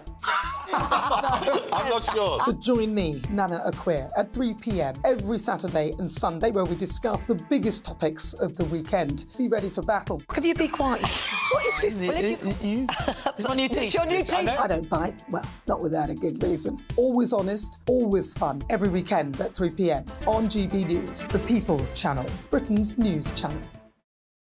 So Jubes and Kerr, we tackle the issues of the day with real, robust debate, both sides of the fence, battling it out with me in the middle with my forthright opinions and views. And often really interesting things happen because you start with a position and then by the end of the debate you find actually, well, I might not have thought about that one. What we need in this country is 2 new political parties. You should maybe think about doing a 2024 calendar. I'm Michelle Dewberry and I'm keeping you company right through until 7 o'clock this evening. GB News, the People's Channel, Britain's watching. Join us every night on GB News at 11 p.m. for Headliners, which is 3 top comedians going through the next day's news stories, which is exactly what you need, because when the establishment has gone crazy, you need some craziness to make sense of it. Headliners. You don't have to bother reading the newspaper. We've got it covered for you. Every night at 11 p.m. and repeated every morning at 5 a.m. We won't send you to sleep like some of the other paper review shows out there. So join us 11 p.m. every night on GB News. The People's Channel, Britain's news channel. GB News, unlike other broadcasters, isn't obsessed with the London-Westminster bubble. We think there's a nation beyond the M25, and that's why we talk about the issues that matter across the land. Join me on State of the Nation, 8 to 9 o'clock, Monday to Thursday, on GB News. Daisy's listening, and you should too. Every Sunday from 11, join Michael Portillo. There'll be topical discussion, looking at the week before and the week to come. So kick back and relax at 11 a.m. on Sundays on GB News with me, Michael Portillo. GB News, the People's Channel, Britain's news channel. I'm Andrew Doyle. Join me at 7 o'clock every Sunday night for Free Speech Nation, the show where I tackle the week's biggest stories in politics and current affairs with the help of my 2 comedian panellists and a variety of special guests. Free Speech Nation, Sunday nights from 7 on GB News, the People's Channel, Britain's news channel. Nightmare commute. Kick it up a gear with me, Patrick Christys, at drive time, 3 till 6 p.m, Monday to Friday on GB News Radio. You can listen online and on DAB+, on the smart speaker app, and on the GB News app. And if you've got an Alexa, all you have to say is, Alexa, play GB News. We're also on TuneIn and the Radio Player apps. From the school run to rush hour, get revved up with me, Patrick Christys, on GB News and GB News Radio.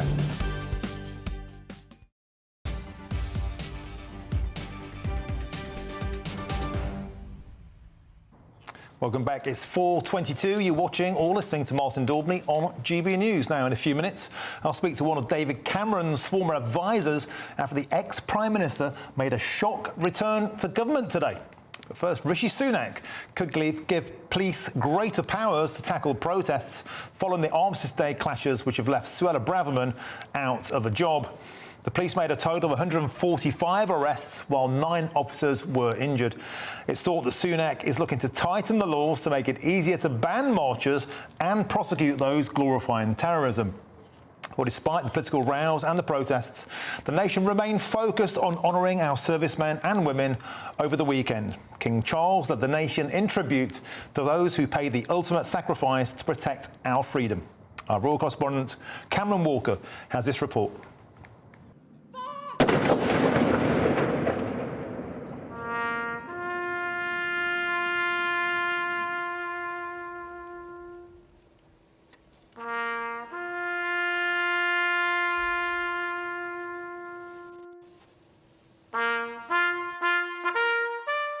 Camaraderie, solidarity, and solemn remembrance.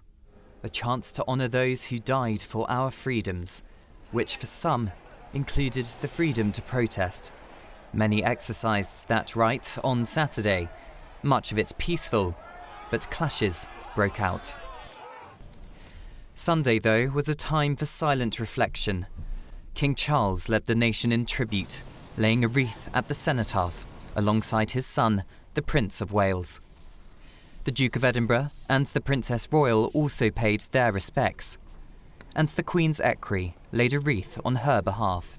She, the Princess of Wales, and other members of the royal family watched on from the balconies of the Foreign Office. Prime Minister Rishi Sunak and Labour leader Sir Keir Starmer led political tributes, united as one to honour our fallen soldiers. Close to 10,000 former servicemen and women took part in the Veterans March Past, the royal salute taken by the Princess Royal on Horse Guards Parade. Philippa Rawlinson from the Royal British Legion explains what the royal family means to those marching. We know there's a very close relationship between the whole of the royal household and the armed forces community, and it means a lot to the veterans to have a senior member of the royal family here with them today taking their salute. Makes them incredibly proud. The work of our armed forces spreads far and wide. Not all of it glamorous or particularly exciting, but important work happens every day to keep Britain safe. RAF veteran Nikki Burdett suggests it's all about putting your country before yourself. Veterans come in all shapes and sizes, and what we don't often see on the news is the work that the military people are doing in the background, and all of our security services actually. Just because you can't see it, it doesn't mean it's not happening, and it doesn't mean that people aren't putting their lives on the line every single day. In bombarded French countryside in World War I, radiant poppies continued to thrive. A symbol of remembrance and hope for a peaceful future in an uncertain world. Cameron Walker, GB News. Well, joining me now is the host of the Veterans in Politics podcast, Johnny Ball. Good afternoon to you, Johnny. Thanks for joining us on the show. I wanted to ask you, Johnny, about the events of this week, and in particular the 145 arrests that we saw on the Armistice Day marches. Do you think with the treatment ahead of that, we had, for example, on the show on Friday night, Colonel Richard Kemp broke the news that veterans have been told not to wear medals on the way to those marches. We saw poppy sellers surrounded and shoved. Do you think there's a sense of inevitability that tensions got high on Saturday? Thank you. And I found that clip ahead of this immensely compelling. And thank you for sharing that, because after all, that is what Remembrance is all about. I'm still struggling to find exactly where these messages of don't wear your medals, don't wear the poppy, don't wear your regimental headdress. You'll see over my shoulder my medals that I proudly wore over the weekend. And in fact, I was in London, not just yesterday, but Saturday and Sunday, and I travelled from the East Midlands.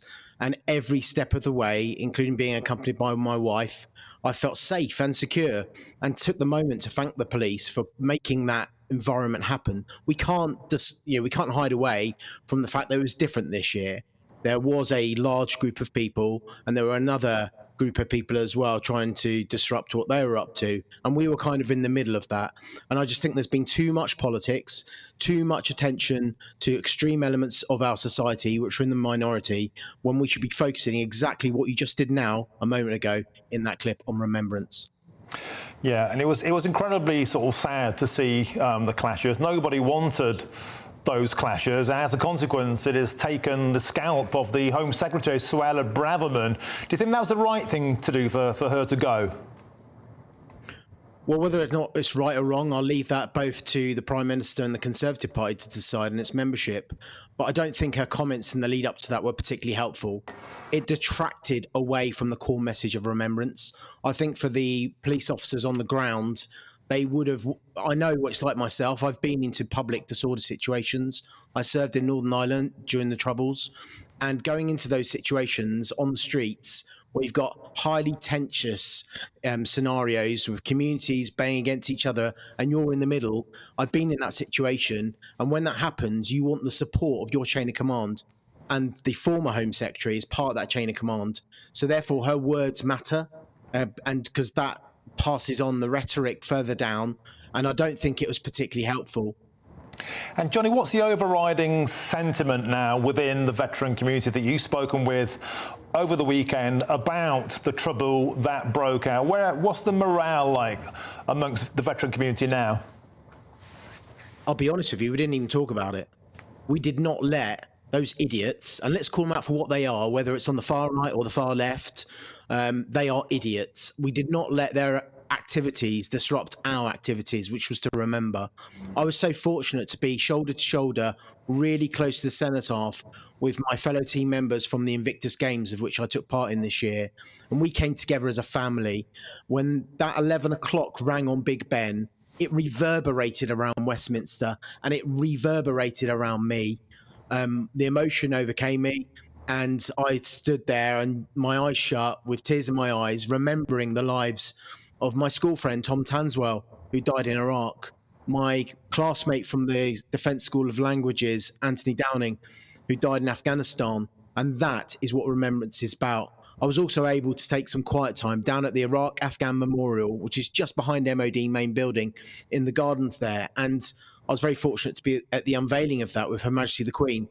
And it was a personal reflection time, a bit of silence, where I was able just to really reflect. So all of that activity, all that noise, all what we see in the media, the veterans community, I'm sure there were some that felt a bit frightened and it perhaps did put them off coming. But the message was loud and clear from one of our own. The Veterans Minister himself, a seasoned veteran of Afghanistan, Johnny Mercer, said, come to London. This is our nation's capital. We will not let elements of the right, far right or the far left overtake what we're there to do, which is to remember. Johnny Ball, wonderful sentiment, beautifully put. Thank you, the host of the Veterans in Politics podcast. That was Johnny Ball. Love it. OK, some big news for you coming up on GB News. It's been a huge day in British politics, and tonight, don't miss a 2-hour Farage special on the sackings and the surprising comebacks at the heart of British government. We'll also have the latest on a certain someone, yep, you know who, heading down under for a rumble in the jungle. That's a 2-hour Farage special tonight from 7 p.m. Now, there's still loads more coming now between now and 5 o'clock. We'll get a reaction, of course, to David Cameron's dramatic return to government. Well, I certainly didn't expect to be talking about that first thing this morning. But first, here's your latest news headlines with Polly Middlehurst.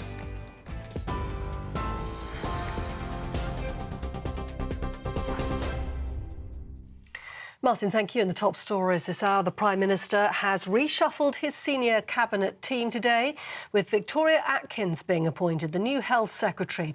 She takes over from Steve Barclay, who becomes the new Environment Secretary, with Therese Coffey stepping down. Downing Street also confirmed that Laura Trott is the new Treasury Chief Secretary, while Lee Rowley becomes Housing Minister. Also in the government reshuffle, Richard Holden is the new Conservative chair, and a former Prime Minister has made a surprise return to Downing Street today.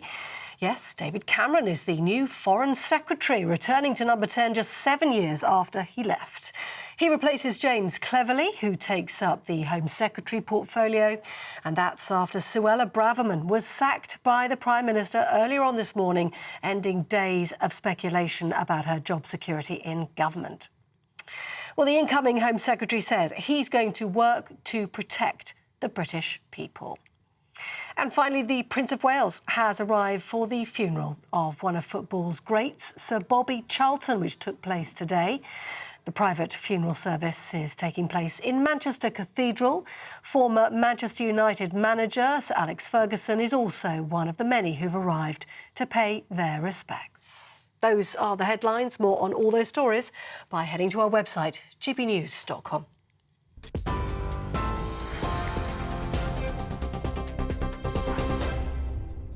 For stunning gold and silver coins you'll always value, Rosland Gold proudly sponsors the GB News Financial Report. Quick look at the markets for you, and the pound will buy you $1.2251 and 1.1462 euros. The price of gold is £1,583 and 44 pence an ounce. And the FTSE 100 currently stands at 7,415 points. Rosland Gold proudly sponsors the GB News Financial Report.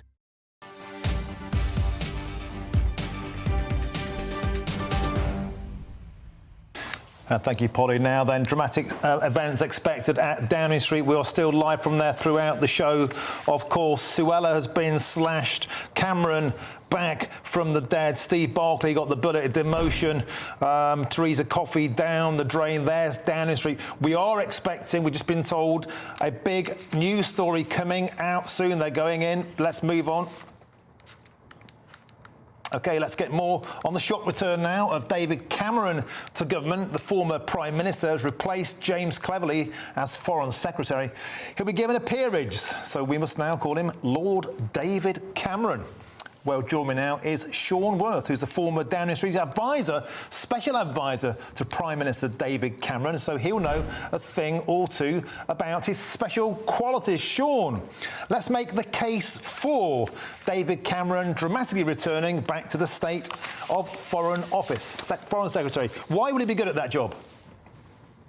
Well, on that job, I think there's a much wider issue here. But on that specific job, I think he's massively respected by diplomats, international, other countries, the international community. But I think this is much bigger than that. I think his return is going to be about the general election. Because frankly, you didn't need to bring David Cameron back to be Foreign Secretary. There's plenty of people that you could have put in that post. But let's face it, he's as well as Tony Blair, whether you like him or not, David Cameron is probably one of the best political communicators in this country. He's brilliant at reaching out to the electorate on any particular issue. And I think he's just going to be a huge figure going from now till that general election. And what Rishi Sunak has done, I mean, remember, he's been under a bit of pressure from internally in his party to get that whole gap that he's got. The Conservative Party now is consistently between 16 and 22 points, I think it is, behind Labour. And that hasn't really moved. So people would either call for him to be changed, to make something happen, or he has to change everything up. And I think, obviously, his interest is doing the latter and just revamping the team. And the issue with Suella Braverman has basically brought that forward, and we're seeing it all unravelling today. Sean, do you think this back to the future approach is the right one to take, though? Because let's face it, Cameron's last major contribution to British politics was when he resigned dramatically after the Brexit referendum. In fact, he said his biggest regret was losing the referendum, and yet now he's meant to be representing Britain on the foreign stage. Is that really the right person for the right job? Well, just for him personally, actually, it's a bit of a kind of redemption, because obviously he won't have wanted to go out like he did, be on the losing side of a referendum and then having to resign. So this is something for him to come back and do a decent, serious job. But for Rishi Sunak and their team, I mean, look, you can be unkind and say the team was kind of flagging a bit, and it is a bit inexperienced. And what he does do is bring one of only two people, is him and Boris Johnson, in the last, literally, I think it's 30 years, that have won a general election for the Conservative Party. No other leader has been able to do that. He was actually the first leader to be able to win a general election for the Conservative Party in a quarter of a century when he did it outright in 2015 and obviously 2010, where I came in with him and worked in that government. That was the first time we'd been in office for 13 years. So he's got huge experience, he's got great election experience. And around the cabinet table, I think that's where the big value will be. And remember, the Foreign Secretary job, and think about James Cleverly, who's currently, before today, was in that job. You didn't really see a great deal from him. But going towards the general election, the Foreign Secretary role there's a lot of international travel. You're dealing with the big issues around, Middle East, let's say, global warming, climate change conferences, all of that. But with somebody like David Cameron, he's going to be followed by the media everywhere he goes. He's going to be asked, about every single issue. And when you get into a general election campaign, if you think about some of the other appointments that have also been made, which we can talk about if you'd like, I think he's just part of a beefing up of the team to be a bit more professional, people that are going to be a bit more kind of communication-wise, just on message. I don't think the policy environment is going to change at all, actually. And David Cameron, he won't want to be a backseat driver trying to change policy in foreign affairs or anything like that. He'll do whatever Number 10 want him to do. But he'll just be he'll be in that team now, going towards the election, just trying to salvage a pole position, really, and just get the Conservative Party back on an election footing. And Sean, what do you make of the widespread criticism? Because, of course, David Cameron isn't a sitting member of Parliament, so they're going to have to shoehorn him in as a Lord so he can stand as the Foreign Secretary. But that, of course, means he won't be subject to scrutiny within the Commons, because Lords aren't allowed in there, along with minors, not coal miners, children, and prisoners. So he won't be allowed in there to face cross-examination, which you'd think during, I don't know, wars in Israel, wars in the Ukraine, might be quite useful if he can be scrutinised.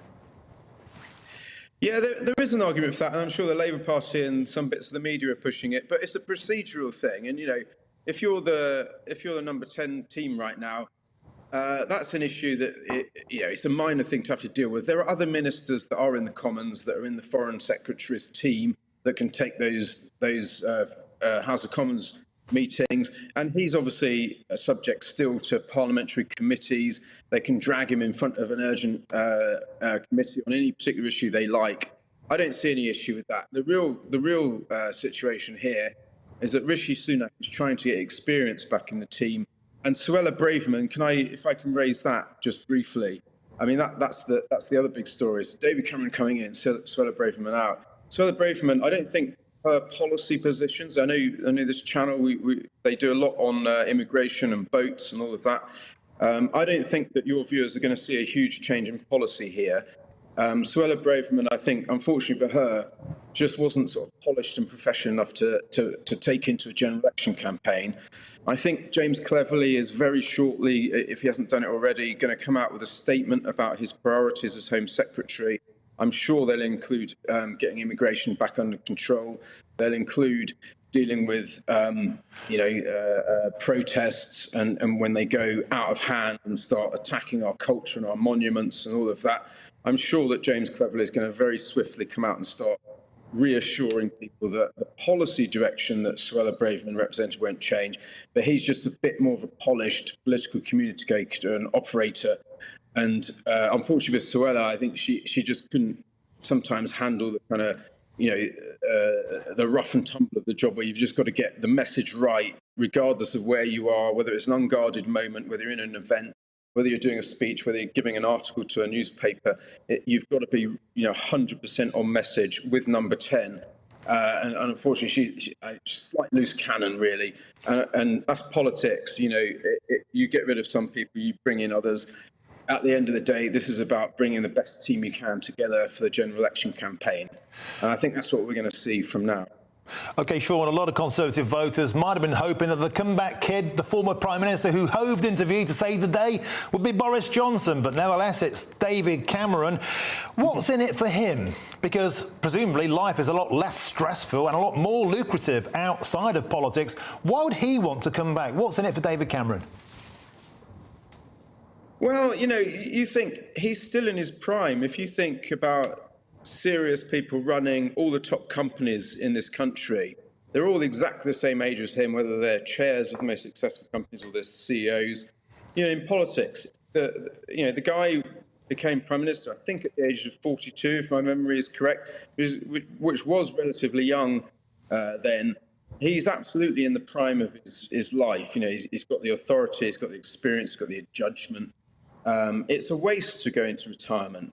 And so there's obviously a contribution he can still make, which I think is a really big one. Although he won't be a backseat driver, as I said earlier, he'll take the Number 10 line and he'll help in the general election campaign. But in terms of him personally, I think, you know, he did exit politics with a bit of a kind of bad mark on his name, because he brought the country towards brought the country into a referendum that he then lost and had to resign from. So he wants some sort of redemption, and this is clearly what's going to happen. I don't think many people, Sean, had David Cameron on their comeback bingo card. I certainly didn't. You know the guy. Were you shocked as we all were? I knew he would come back in some sort of role, and I know he's been thinking about this sort of job for a while, but yeah, very surprised today. I think this reshuffle was probably meant for the new year, but there were a lot of pressures with Suella Braverman and all of that. You know, and they had to bring it forward and start planning for that a couple of weeks ago, and sort of, you know, run around trying to get people together to put it together. But yeah, I mean, it is a big shock. It led the news this morning. There's a lot of changes actually across government and across the cabinet, but he is obviously the big story, and I think they did the right thing by announcing that one first, because that kind of set the tone for the rest of the day. So yeah, completely surprised. OK, Sean Worth, former Downing Street advisor, special advisor to David Cameron. We were certainly surprised here because it's been a dramatic day at Downing Street. Let's cross now live and speak to our political correspondent, Catherine Forster. Catherine, what's the latest? What a day, and still a feeling. There's been lots of comings and goings, hasn't there? Most spectacularly, David Cameron, a moment that I don't think anyone in the street was expecting, but a feeling that this is not over yet. There are press everywhere, lights, camera. We've had the announcement in the last few minutes that Lee Rowley is the new Housing Secretary. Rachel McLean, who had that job, was very reluctant to let it go, but basically she didn't have any choice.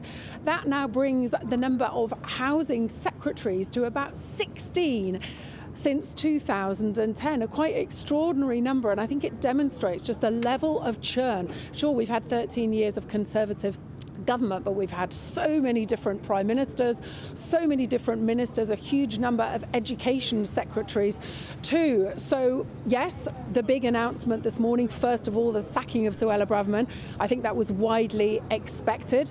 Lots of people on the right of the Conservative Party deeply, deeply unhappy about that, and the same people also very unhappy about the appointment of David Cameron. It seemed to come out of nowhere. Number 10 have kept that very, very quiet indeed. And although there's plenty of people on the sort of One Nation end of the Conservatives thinking, yes, this is definitely a step in the right direction, I think there are real concerns over his appointment. First of all, it's only a few weeks ago that Rishi Sunak was saying he was the change candidate. He was basically rubbishing the last 30 years of political leadership, which of course would include 6 years when David Cameron was Prime Minister. And what has he done to demonstrate he's the change? Well, he's brought back the former PM.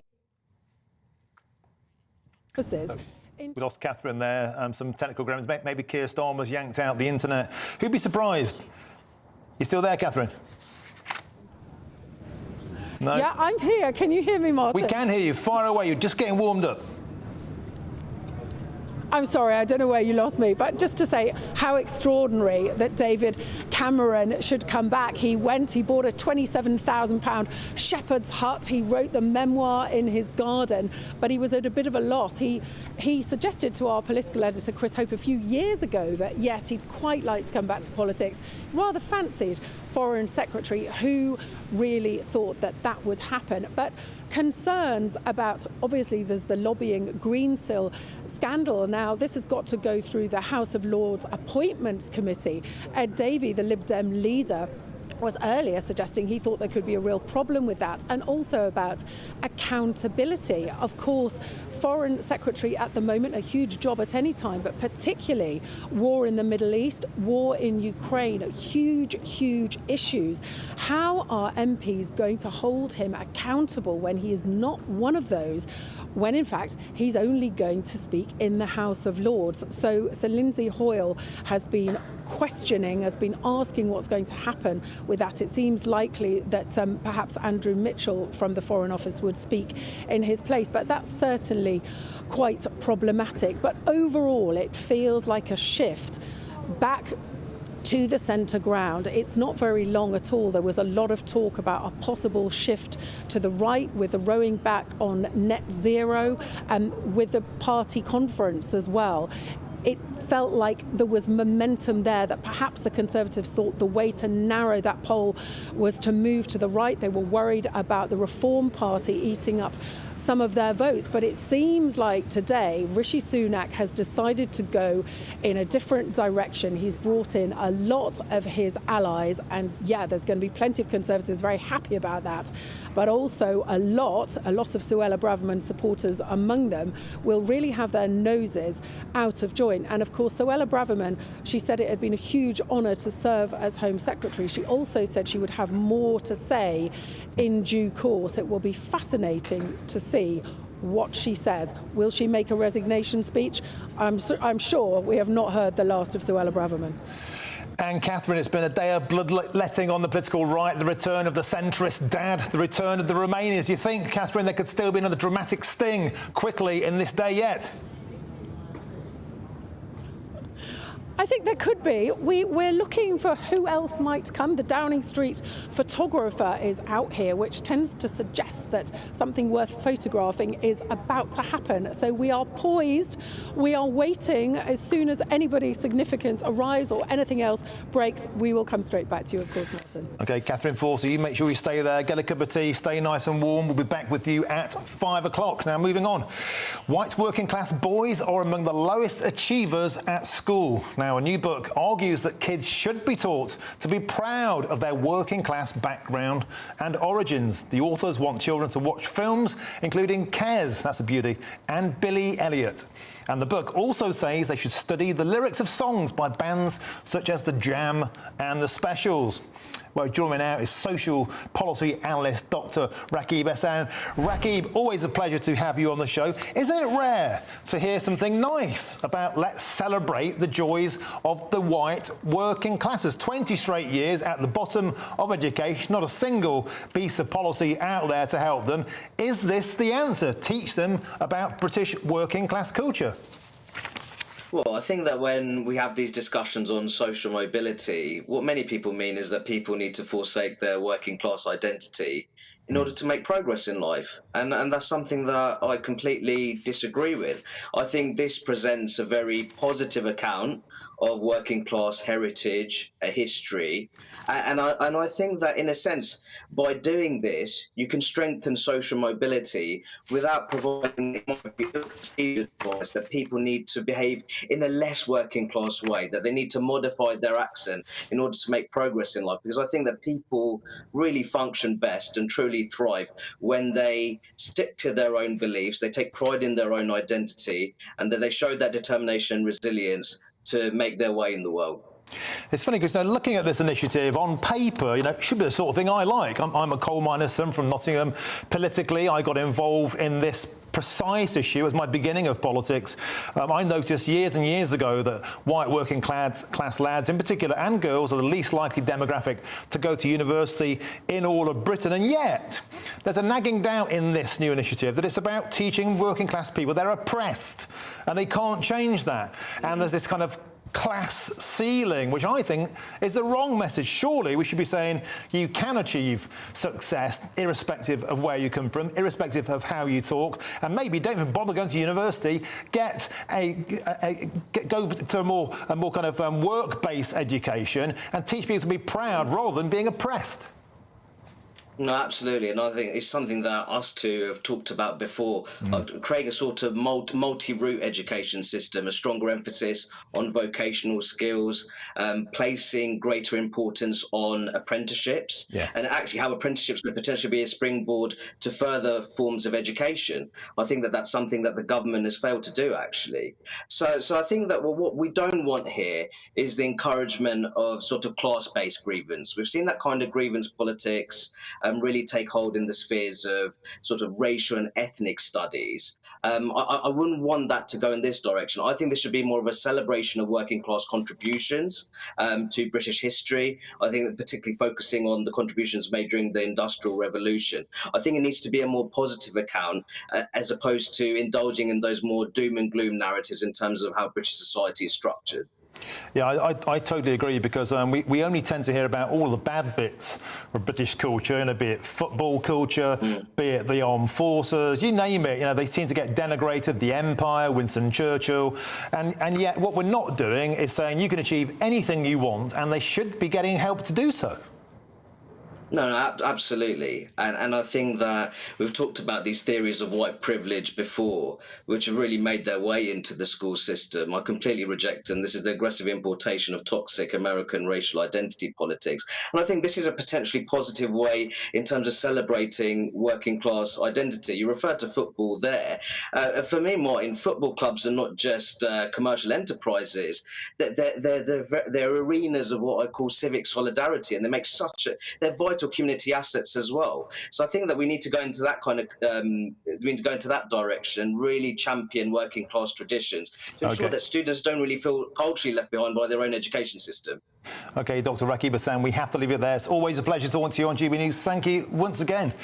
Now, some big news for you coming on GB News. It's been a huge day in British politics, and tonight, don't miss a 2-hour Nigel Farage special on the sackings and surprise comebacks at the heart of this government. We'll also have the latest on a certain someone, you know who, going down under for a rumble in the jungle. That's a 2-hour Farage special from 7 p.m. tonight.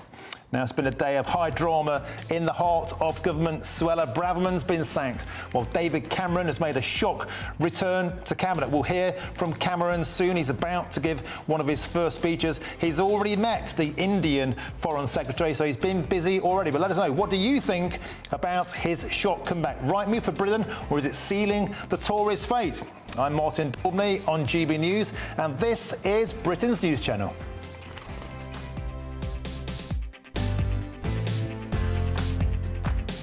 I'm Alex Deakin. This is your latest weather update from the Met Office right here on GB News. Storm Debbie will be clearing away through this evening, but for the rest of this week there will be further spells of wet and windy weather. Here is the storm system, the strongest winds just to the south of it, so across northern England and parts of Wales through this afternoon. But the storm is now heading out into the North Sea, still very blustery, and still more rain to come into eastern Scotland from that low pressure as well. So not completely done with the storm just yet, but overall things calming down a bit overnight. So there'll be more showers coming into the west, and particularly by dawn, some heavy downpours coming into the far southwest. Temperatures mostly high single figures, 10 or 11 in the far south. We could get a bit lower than that in northern Scotland, where the winds do ease. Now, that rain in the morning could cause some problems. A band of very heavy rain, some thunderstorms mixed in with that, just moving across the south. It'll zip through pretty quickly, but flashes of lightning, rumbles of thunder, along with some torrential rain and gusty winds for a short while before that heads away. Then we're left with lots of showers over northern England, Scotland and Northern Ireland. Some decent spells of sunshine in the afternoon over the Midlands and Wales. Again, temperatures mostly 9 or 10 in the north, 13, 14 further south. Wednesday's generally a calmer day. Still plenty of showers for parts of Northern Ireland, northwest England and Scotland, but something a bit brighter in the far north and mostly dry across the south, and the winds perhaps a little lighter as well. Bye for now. I think the most exciting bit for me is talking to people. People who I think are ignored often by the major news channels. We're going to give news they want to hear. There's a voice there that needs to be heard. I think there's a chance here for a diversity of opinion to be expressed, which you don't find elsewhere. It's really exciting. We don't hold back. We're free to say how decisions that are taken here affect us all around the country. Only on GB News, the People's Channel, Britain's news channel. There's only 3 people you can trust in life: your doctor, your lawyer, and your nana. I'm not sure. So join me, Nana Akweer, at 3 p.m. every Saturday and Sunday, where we discuss the biggest topics of the weekend. Be ready for battle. Could you be quiet? What is this? It's on your teeth. It's on your teeth. I don't bite. Well, not without a good reason. Always honest, always fun. Every weekend at 3 p.m. on GB News, the People's Channel, Britain's news channel. So Jubes and Co, we tackle the issues of the day with real robust debate, both sides of the fence, battling it out with me in the middle with my forthright opinions and views. And often really interesting things happen because you start with a position and then by the end of the debate you find actually, well, I might not have thought about that one. What we need in this country is 2 new political parties. You should maybe think about doing a 2024 calendar.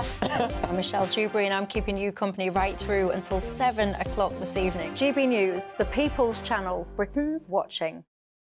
Join us every night on GB News at 11 p.m. for Headliners, which is 3 top comedians going through the next day's news stories, which is exactly what you need, because when the establishment has gone crazy, you need some craziness to make sense of it.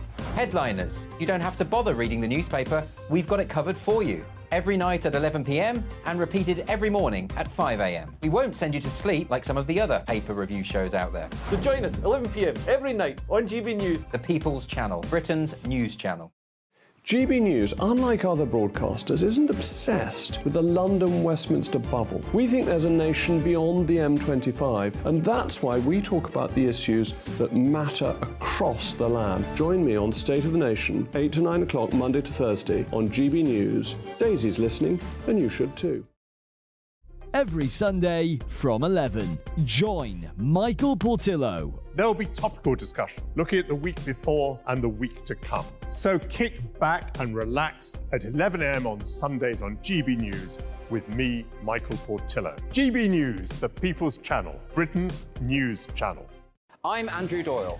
Join me at 7 o'clock every Sunday night for Free Speech Nation, the show where I tackle the week's biggest stories in politics and current affairs with the help of my 2 comedian panellists and a variety of special guests. Free Speech Nation, Sunday nights from 7 on GB News, the People's Channel, Britain's news channel. Nightmare commute. Kick it up a gear with me, Patrick Christys, at drive time, 3 till 6 p.m, Monday to Friday on GB News Radio. You can listen online and on DAB+, on the smart speaker app, and on the GB News app. And if you've got an Alexa, all you have to say is, Alexa, play GB News. We're also on TuneIn and the Radio Player apps. From the school run to rush hour, get revved up with me, Patrick Christys, on GB News and GB News Radio.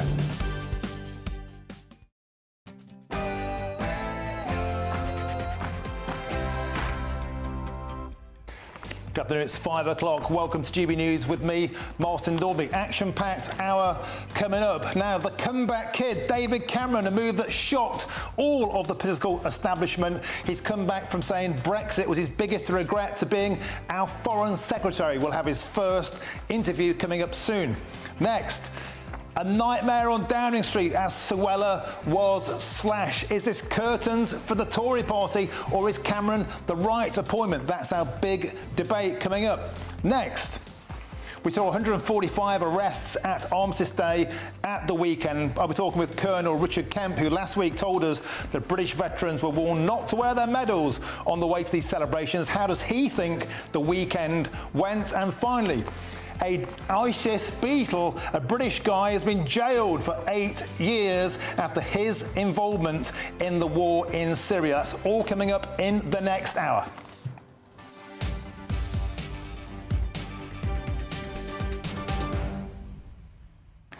So get in touch with us all the usual ways. gbviews at gbnews.com.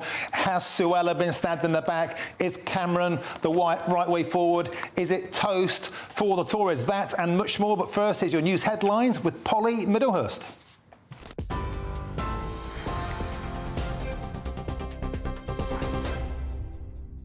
Martin, thank you. Good evening to you. Well, the Prime Minister has indeed reshuffled his senior cabinet team this morning, with Victoria Atkins being appointed the new Health Secretary. She takes over from Steve Barclay, who becomes the new Environment Secretary, with Therese Coffey stepping down. Well, Downing Street also confirmed that Laura Trott is the new Treasury Secretary. And also in the government reshuffle, Richard Holden is the new Conservative chair, and a former Prime Minister has made a surprise return to Downing Street today. Yes, David Cameron is the new Foreign Secretary, returning to Number 10 7 years after he left. Well, he replaces James Cleverly, who takes up the role of Home Secretary. And that's after Suella Braverman was sacked by the Prime Minister this morning, ending days of speculation about her job security in Downing Street. Well, the incoming Home Secretary says he's going to work to protect the British people. David Cameron says he's honoured to take up his new role.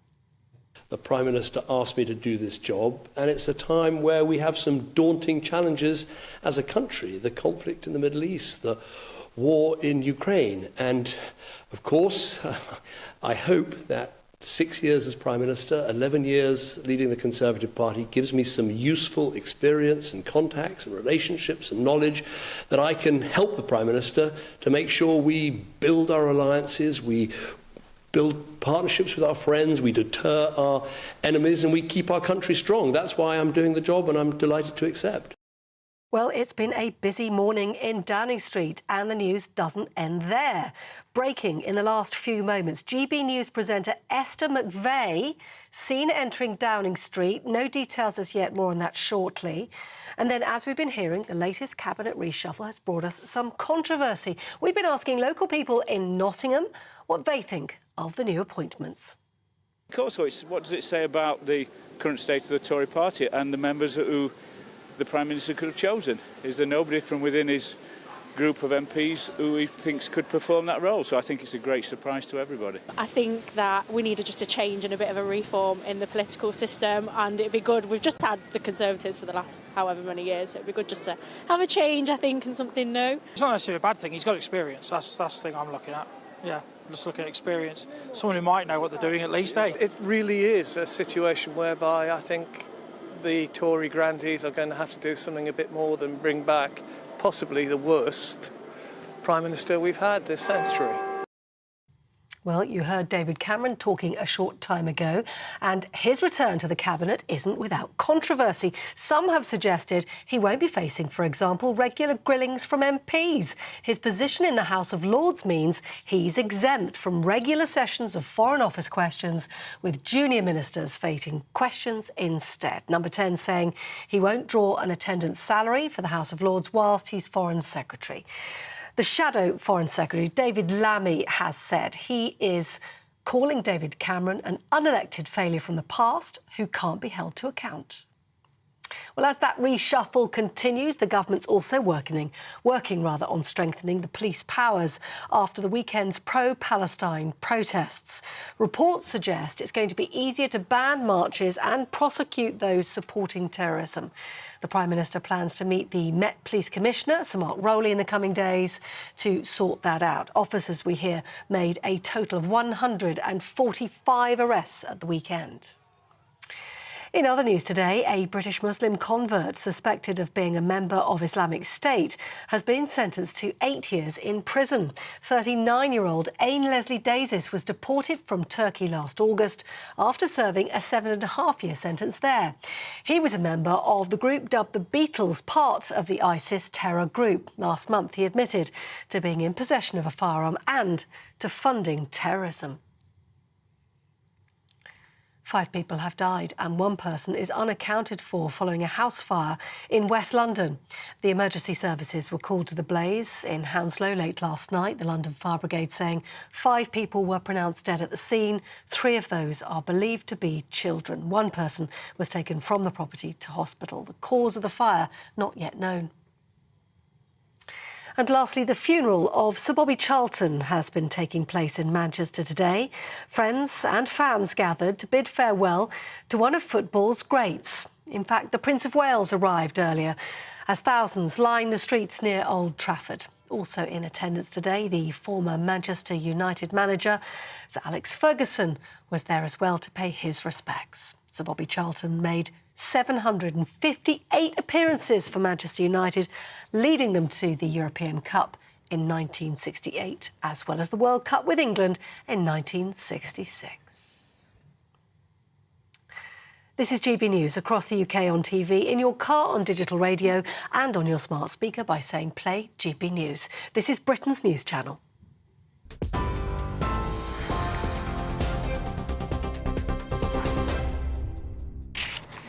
And thank you, Polly. Well, first up this hour, we'll bring you some breaking news. In the past few minutes, Esther McVey has arrived at Downing Street. We'll be getting a live update from our political editor as to whether she's been included in Rishi Sunak's cabinet reshuffle. There she goes.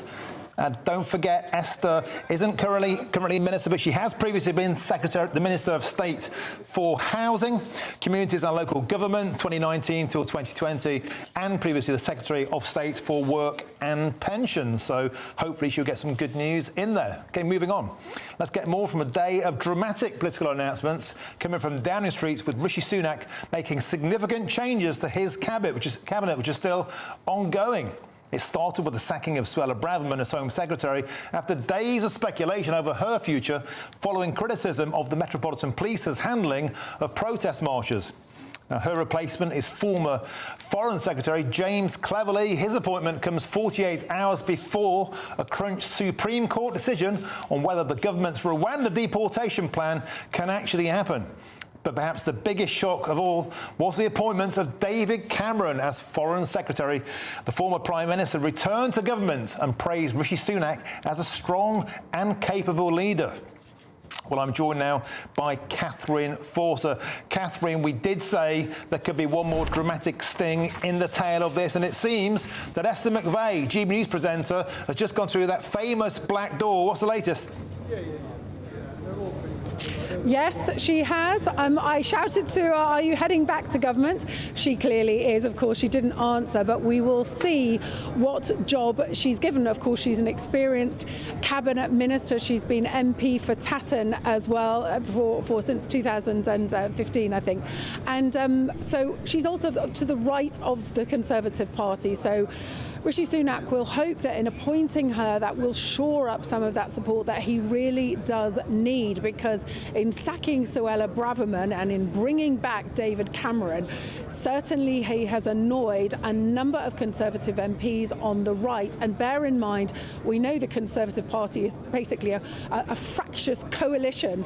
He's trying to keep everybody on side. That's quite difficult. So he will hope that Esther McVey can help him with that. A few more details have emerged from the lobby briefing. I'm afraid I have to put in, because we have to go to David Cameron, who's been speaking about his new role as Foreign Secretary and was asked what he made of his new appointment. He's coming. OK, we haven't got that. But he's made his first announcement and he's already met the Indian Foreign Secretary. I think we can have that clip now.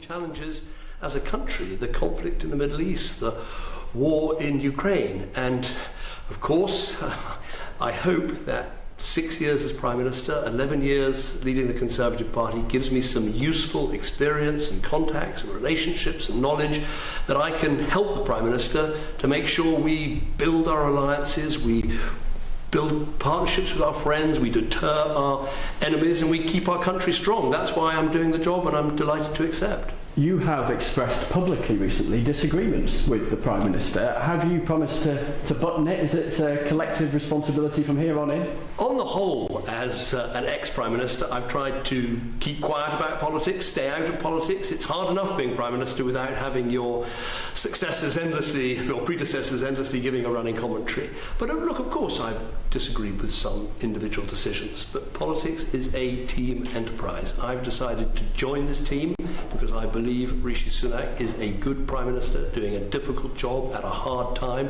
I want to support him. I'm a member of the team and I accept the Cabinet collective responsibility that comes with that. Let's explore what you've been doing since you were Prime Minister. The Treasury Select Committee accused you of a significant lack of judgment over your lobbying of ministers on behalf of the finance company Greensill. Why should voters trust your judgment now? Well, the most important thing I've done since leaving office was to act as president of Alzheimer's Research and to raise millions of pounds and help our scientists to get closer to a diagnosis and a cure for something that affects almost 1 million people in our country.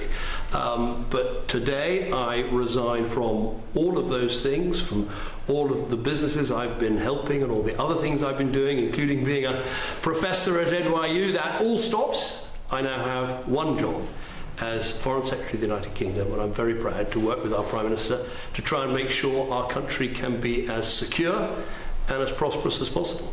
I noticed you ducked my question on Greensill there. A specific answer to that question, the Treasury Select Committee branding a significant lack of judgment? Well, I think all those things were dealt with by the Treasury Select Committee, by other inquiries at the time, and as far as I'm concerned, that is all dealt with and in the past, and I now have one job as Britain's Foreign Secretary, as part of Rishi Sunak's team, to try and make sure this country can be as secure and as prosperous in a difficult and dangerous world.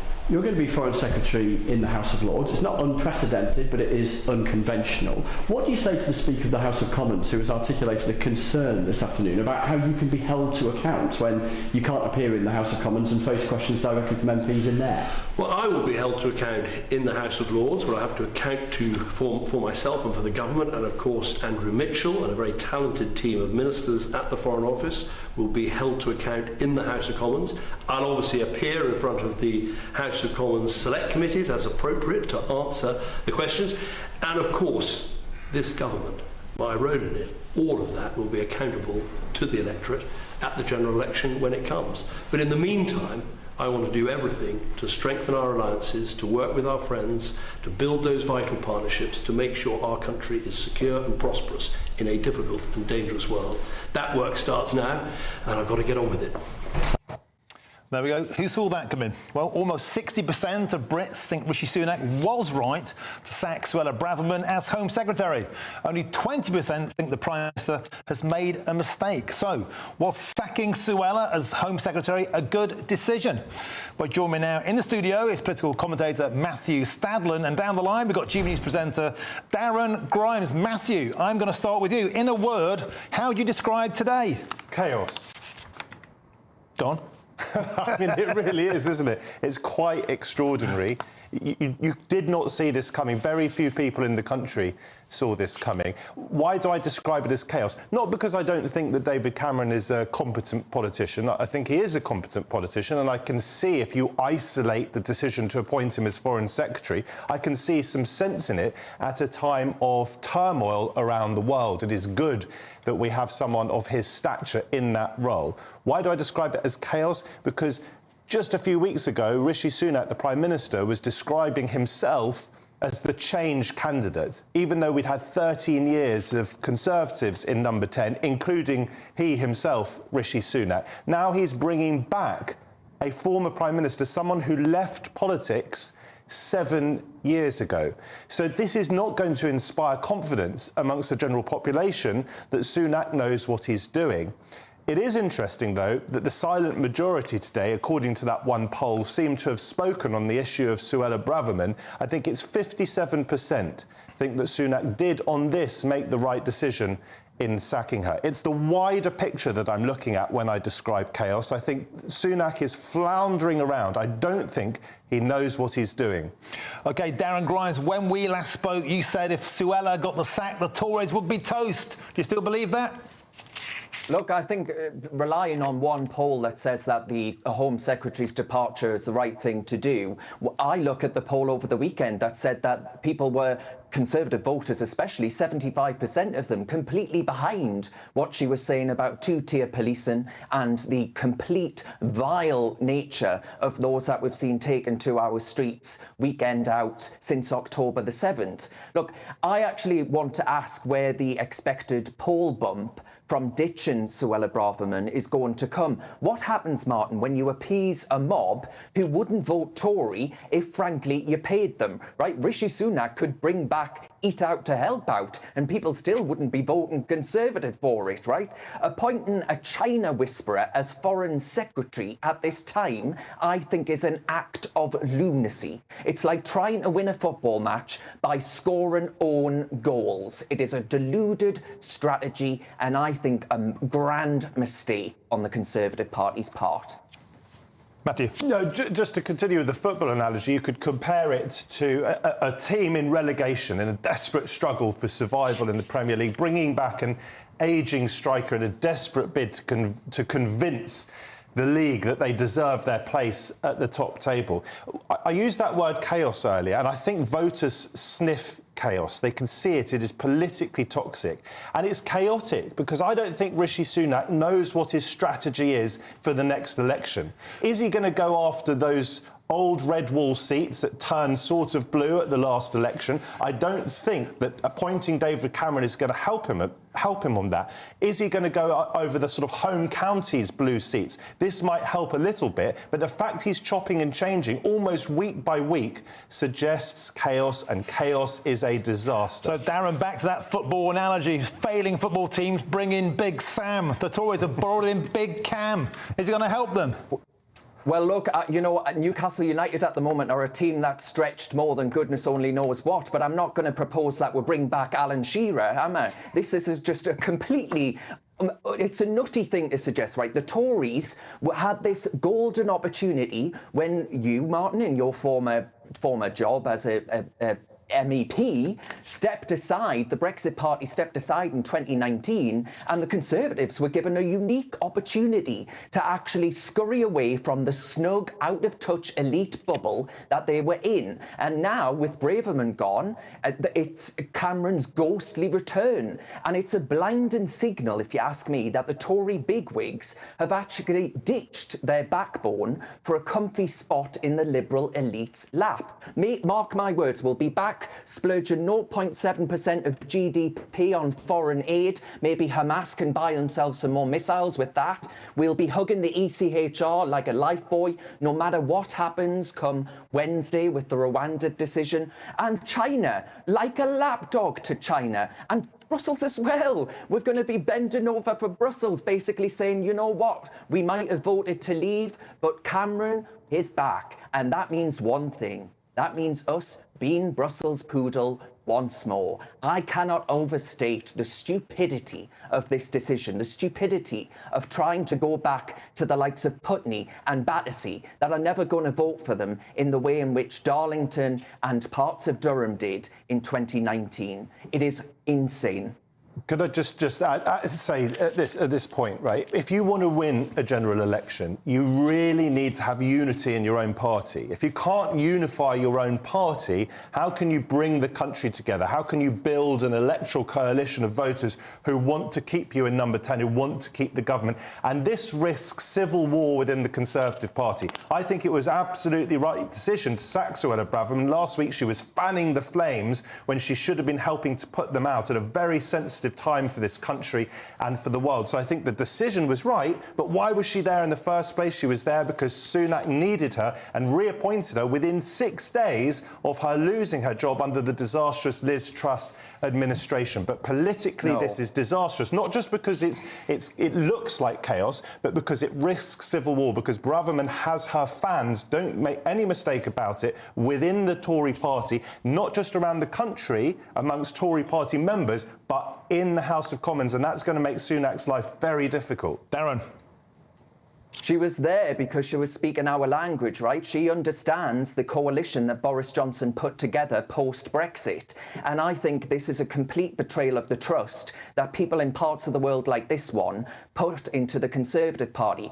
Let's not forget that under David Cameron, if we're going back to 2015, Suella Braverman was the only part of that cabinet vocally standing against the unchecked tide of migration. That's a policy that under Cameron's time, they, of course, promised to cap time and again and never did. And now here we are, net 606,000 people and counting coming into the country. This isn't an EU problem anymore, right? This is a homegrown problem with our policymakers actually playing the Pied Piper's tune and bringing them all in here. So I just think that what Suella said over the weekend chimed with people, right? As I say, 75% of people that voted Conservative actually, it resonated with them. They want to get rid of two-tier policing. They want common sense when it comes to speaking our language and actually doing what we want and what we voted for. And I think all of those things are being utterly betrayed in the return of Cameron. The worst return, frankly, since that rerun of Dallas. It was completely unnecessary and unwanted. OK, gents, I have to leave it there. We could carry on this debate all afternoon. Matthew Stadlin and Darren Grimes, fun, fair, firm and balanced as ever. Thank you, gentlemen. Superb stuff. OK, some big news for you coming up on GB News. It's been a huge day in British politics, and tonight, don't miss a 2-hour Farage special on the sackings and the surprise comebacks at the heart of this government. We'll also have the latest on a certain someone heading down for a rumble in the jungle, and that's a 2-hour Farage special from 7 p.m. tonight. Now, you get lots more on that story on our website, and thanks to you, gbnews.com is the fastest growing national news website in the country. So thank you for joining in and making that happen. It's got all the breaking news and all the brilliant analysis you come to expect from GB News. Now, Rishi Sunak could give police greater powers to tackle protests following the armed state clashes, which led to Suella Braverman losing her job. I'm Martin Daubney on GB News, and this is Britain's News Channel.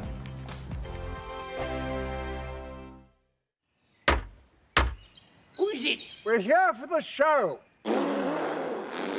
Welcome to the Dinosaur Hour with me, John Cleese. I was married to a therapist. And you survived? I thought we were getting Hugh Laurie. Second best. You interviewed Saddam Hussein. What's that like? I was terrified. I'm playing strip poker with these three. Ah! No, thank you. My CDs need to be put in alphabetical order. Are you going to be problematic again?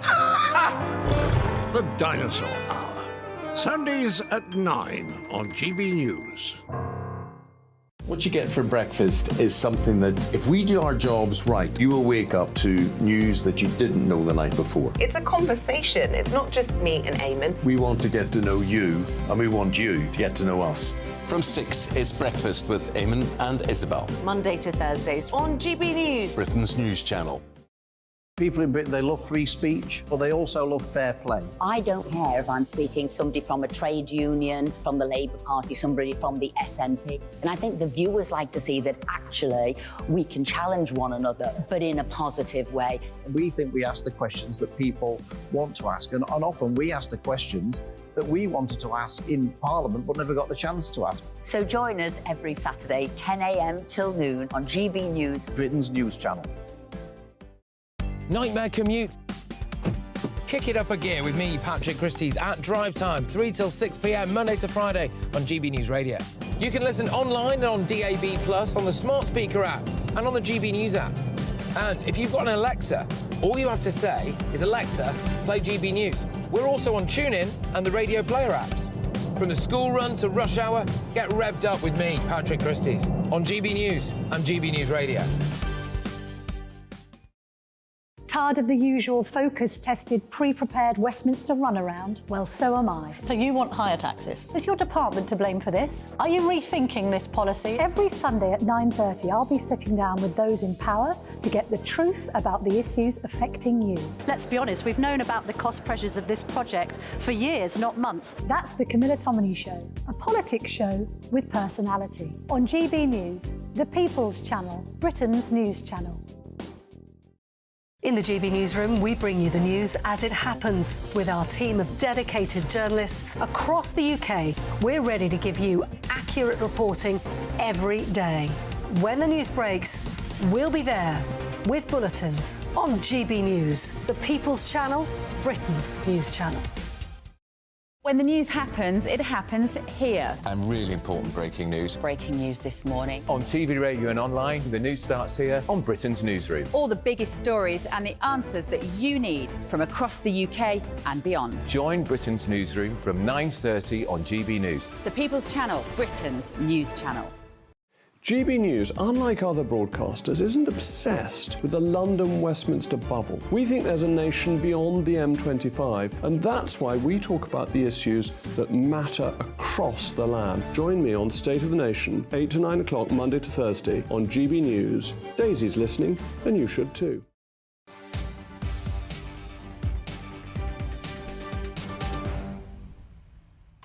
Welcome back. It's 5:26. You're watching and listening to me, Martin Daubney, on GB News. Now, in a few minutes, I'll tell you about a British Muslim convert suspected of being a member of the so-called Islamic State death squad, dubbed the Beatles, who's been jailed for 8 years. But before that, Rishi Sunak could give police greater powers to tackle protests following the Armistice Day clashes, which have left Suella Braverman, of course, out of a job.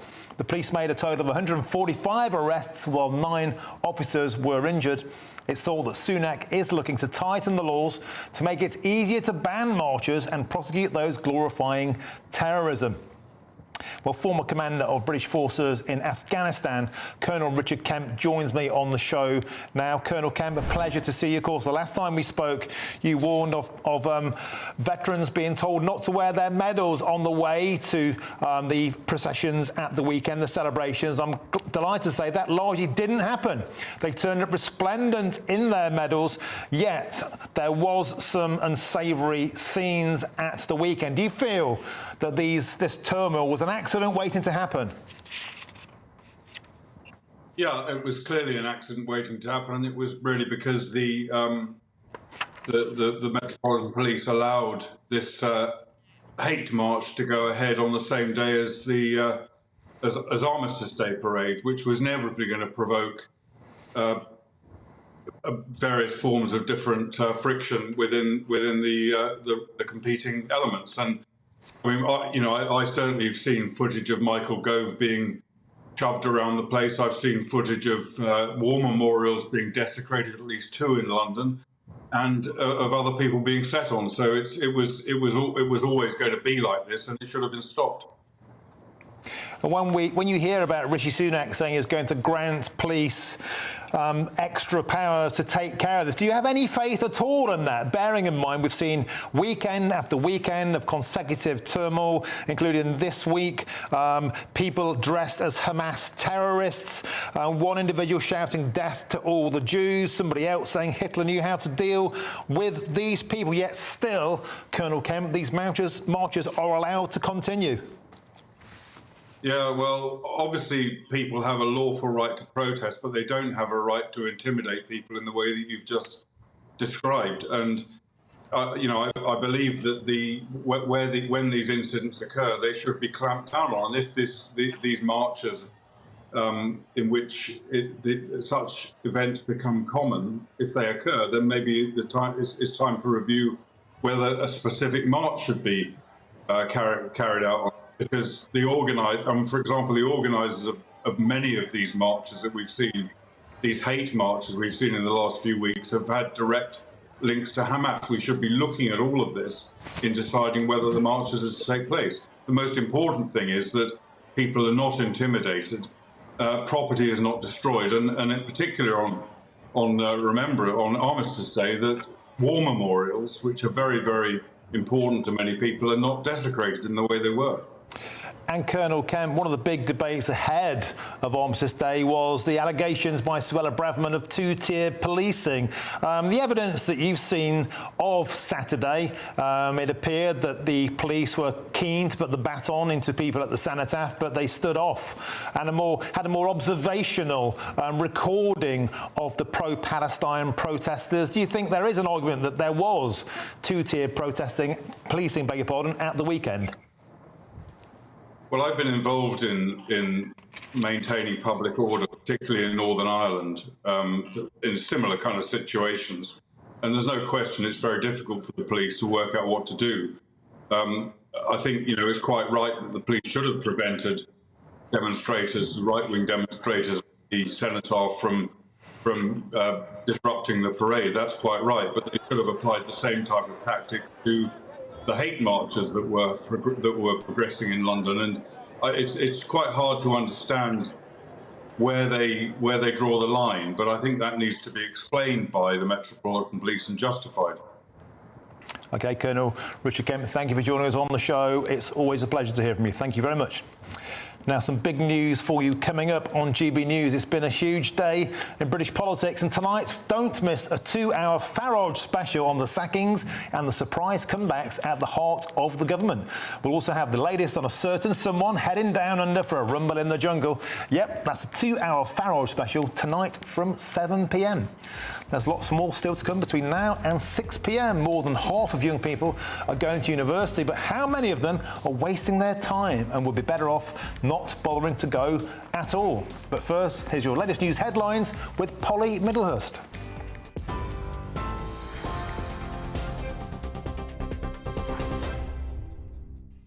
The top stories this hour, as you've been hearing, the Prime Minister has reshuffled his senior cabinet team this morning, with Victoria Atkins being appointed the new Health Secretary.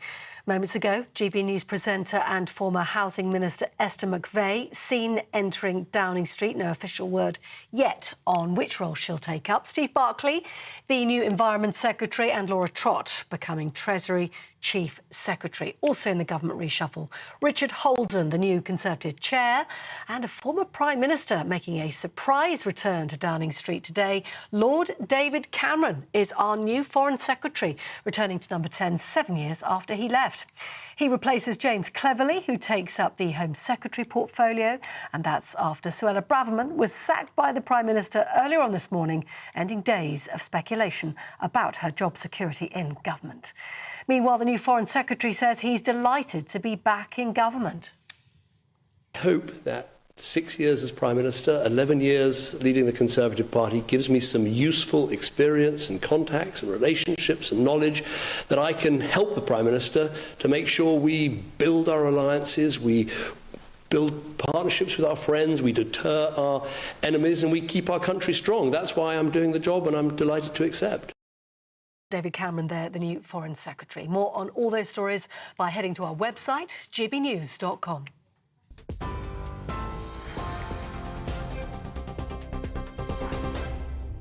For a valuable legacy your family can own, gold coins will always shine bright. Rosalind Gold proudly sponsors the GB News Financial Report. A quick snapshot of today's markets for you. The pound buying you $1.2268 and €1.1467. The price of gold is £1,586 and 85 pence an ounce. And the FTSE 100 has closed today at 7,425 points. Rosalind Gold proudly sponsors the GB News Financial Report.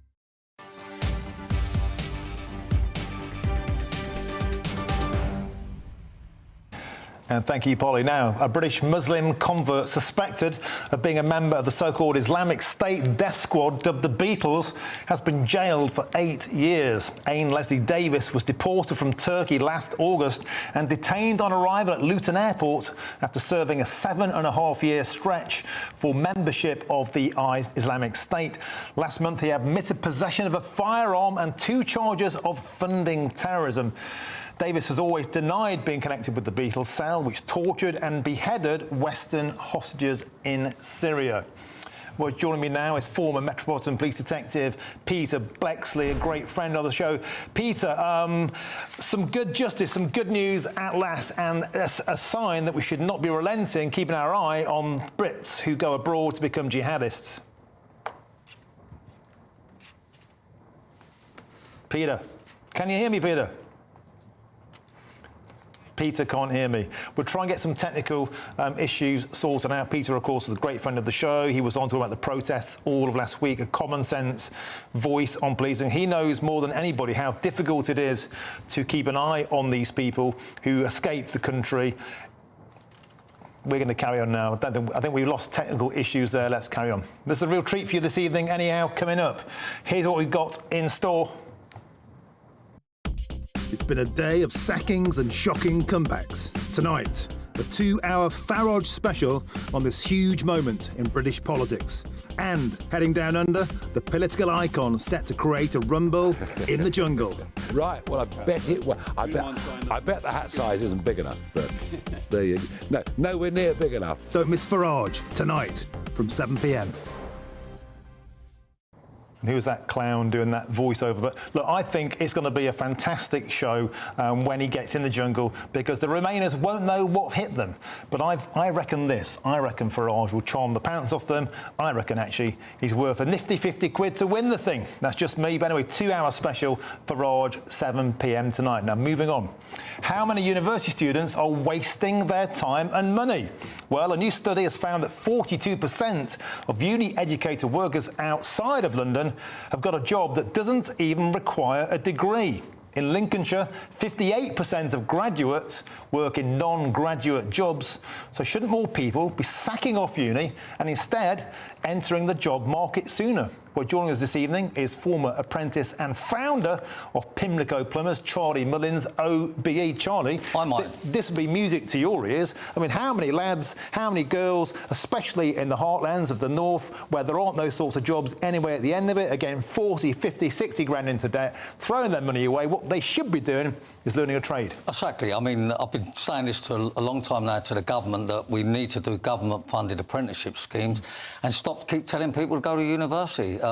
The figures are just incredible, that they're getting a degree, can't get the job they want, probably making coffee or McDonald's or something now, and it's just no value in it. I think someone's got to be sort of clever enough to say, look, time's up on that, and running themselves up in debt, they say it can be 50 grand. A lot of them never pay it back, or don't even pay the interest back. So maybe the time's come now I think if you go to university, you should pay for it out of your own money and not expect the taxpayer to pay it. And definitely, you know, get apprenticeships. I think we've got to build 1.5 million houses in the next term of government, and you know, university students don't build houses, that's for sure. Do you think they were sold the illusion? Because it was Tony Blair, wasn't it, who said education, education, education. Lads like me from working class communities, the only way out is via university, and now the reality is dawning. Up to their necks in debt. That's right. I mean, look, university is just interested in bums on seats and, you know, taking their money. And, you know, I think it's time. You might as well be earning while you're learning. You might as well get a job such as an apprenticeship of a skilled trade. And like myself, you know, 50-odd years ago, done that, and, you know, never looked back. I've never been out of work, earned loads of money, and it's more so today than ever. You know, that's what's needed out there. Someone that, you know, got to forget this nonsense about, you know, you've got to have a degree and all that. Any apprenticeship qualification, I think, will be equal to a degree, and I would say that anybody that's got that qualification will earn as much as any bank manager. Well, that's the thing that kind of gets people really interested, because they were sold the illusion, I think, that if you've got a degree, you're going to earn more money. Now, typically, you might, but you can't in places like Lincolnshire, places like Cumbria, where there aren't those sorts of jobs. But let's get to brass tacks. If you train as an apprentice plumber, what kind of wonga are you looking at, you know, to be in... It's good to be a wonga. Yeah. Well, when they was working for us at the company, it was about 200 grand a year they was getting. Wow. And, you know, easily 100 grand as a tradesman now, easy as anything. And the fact of the skill shortage out there and the apprenticeships that are just not being formed, you're never going to be able to work, I say, and earn loads and loads of money. I think if you want to be a millionaire, then take up an apprenticeship in the trade. And do you think there's been a reliance too often on cheap labour, say, from abroad, whereas if we just made that national investment into our own lads, into our own ladies, for apprenticeships, they would pay back in tax much more than they ever put in? Of course they will. They become part of society. You know, it's much needed out there now, the skill shortage. And as I say, we've got 1.5 million houses to build, and then there's so much other work out there for them, and there just isn't enough job for graduates. And I think we've got to stop sort of conning them out their money and start educating them and say, look, you know, get out there, get an apprenticeship.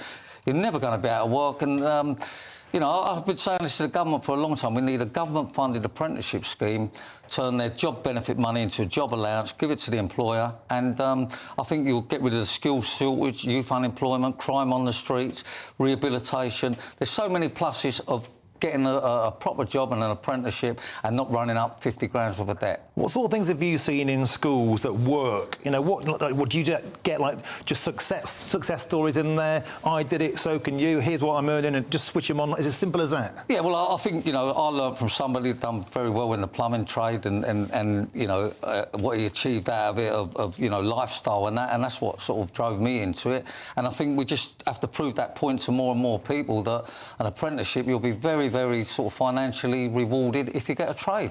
It's just I feel it's an old-fashioned thing of this university nonsense. I mean, you know, often they come out with a degree and, you know, half of them can't cross the road on their own. You know, you need to get educated in the workplace. No, you're laughing. I'm laughing because I agree with you, mate. That's why I'm laughing. But I'm saying they need to learn why they're earning money and, you know, sort of get into the workplace. No substitute for experience. Yeah, but a lot of people out there will be shouting, hear, hear. Charlie Mullins, OBE, thank you very much for joining us on the show. Excellent stuff. Get a trade, get on in life. OK, our very own Nigel Farage is in Australia. It's been reported that he's going to be on the new series of I'm a Celebrity. But at such a turbulent time, isn't the jungle the last place that he should be? Don't we need Farage on the front line, fighting the good fight? I'm Martin Daubney on GB News. This is Britain's News Channel. I think the most exciting bit for me is talking to people. People who I think are ignored often by the major news channels. We're going to give news they want to hear. There's a voice there that needs to be heard. I think there's a chance here for a diversity of opinion to be expressed, which you don't find elsewhere. It's really exciting. We don't hold back. We're free to say how decisions that are taken here affect us all around the country. Only on GB News, the People's Channel, Britain's news channel. There's only 3 people you can trust in life. Your doctor, your lawyer, and your nana. I'm not sure. So join me, Nana Aquare, at 3 p.m. every Saturday and Sunday, where we discuss the biggest topics of the weekend. Be ready for battle. Could you be quiet? What is this? It's my new It's your new teeth. I don't bite. Well, not without a good reason. Always honest, always fun. Every weekend at 3 p.m. on GB News, the People's Channel, Britain's news channel.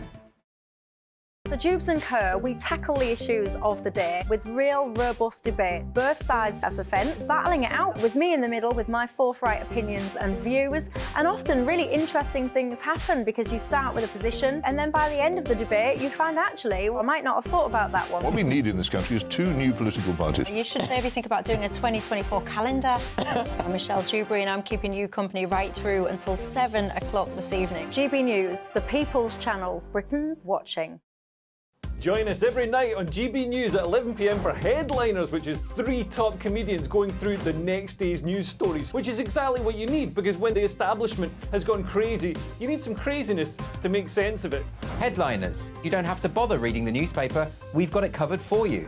Every night at 11 p.m. and repeated every morning at 5 a.m. We won't send you to sleep like some of the other paper review shows out there. So join us 11 p.m. every night on GB News. The People's Channel, Britain's news channel.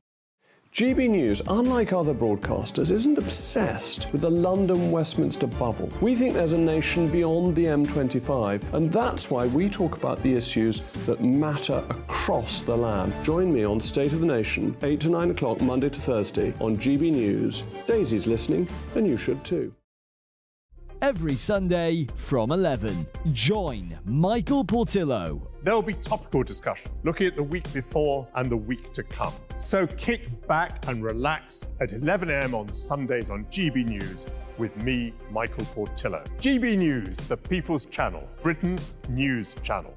I'm Andrew Doyle. Join me at 7 o'clock every Sunday night for Free Speech Nation, the show where I tackle the week's biggest stories in politics and current affairs with the help of my 2 comedian panellists and a variety of special guests. Free Speech Nation, Sunday nights from 7 on GB News, the People's Channel, Britain's news channel. Nightmare commute. Kick it up a gear with me, Patrick Christys, at drive time, 3 till 6 p.m, Monday to Friday on GB News Radio. You can listen online and on DAB+, on the smart speaker app, and on the GB News app. And if you've got an Alexa, all you have to say is, Alexa, play GB News. We're also on TuneIn and the Radio Player apps. From the school run to rush hour, get revved up with me, Patrick Christys, on GB News and GB News Radio.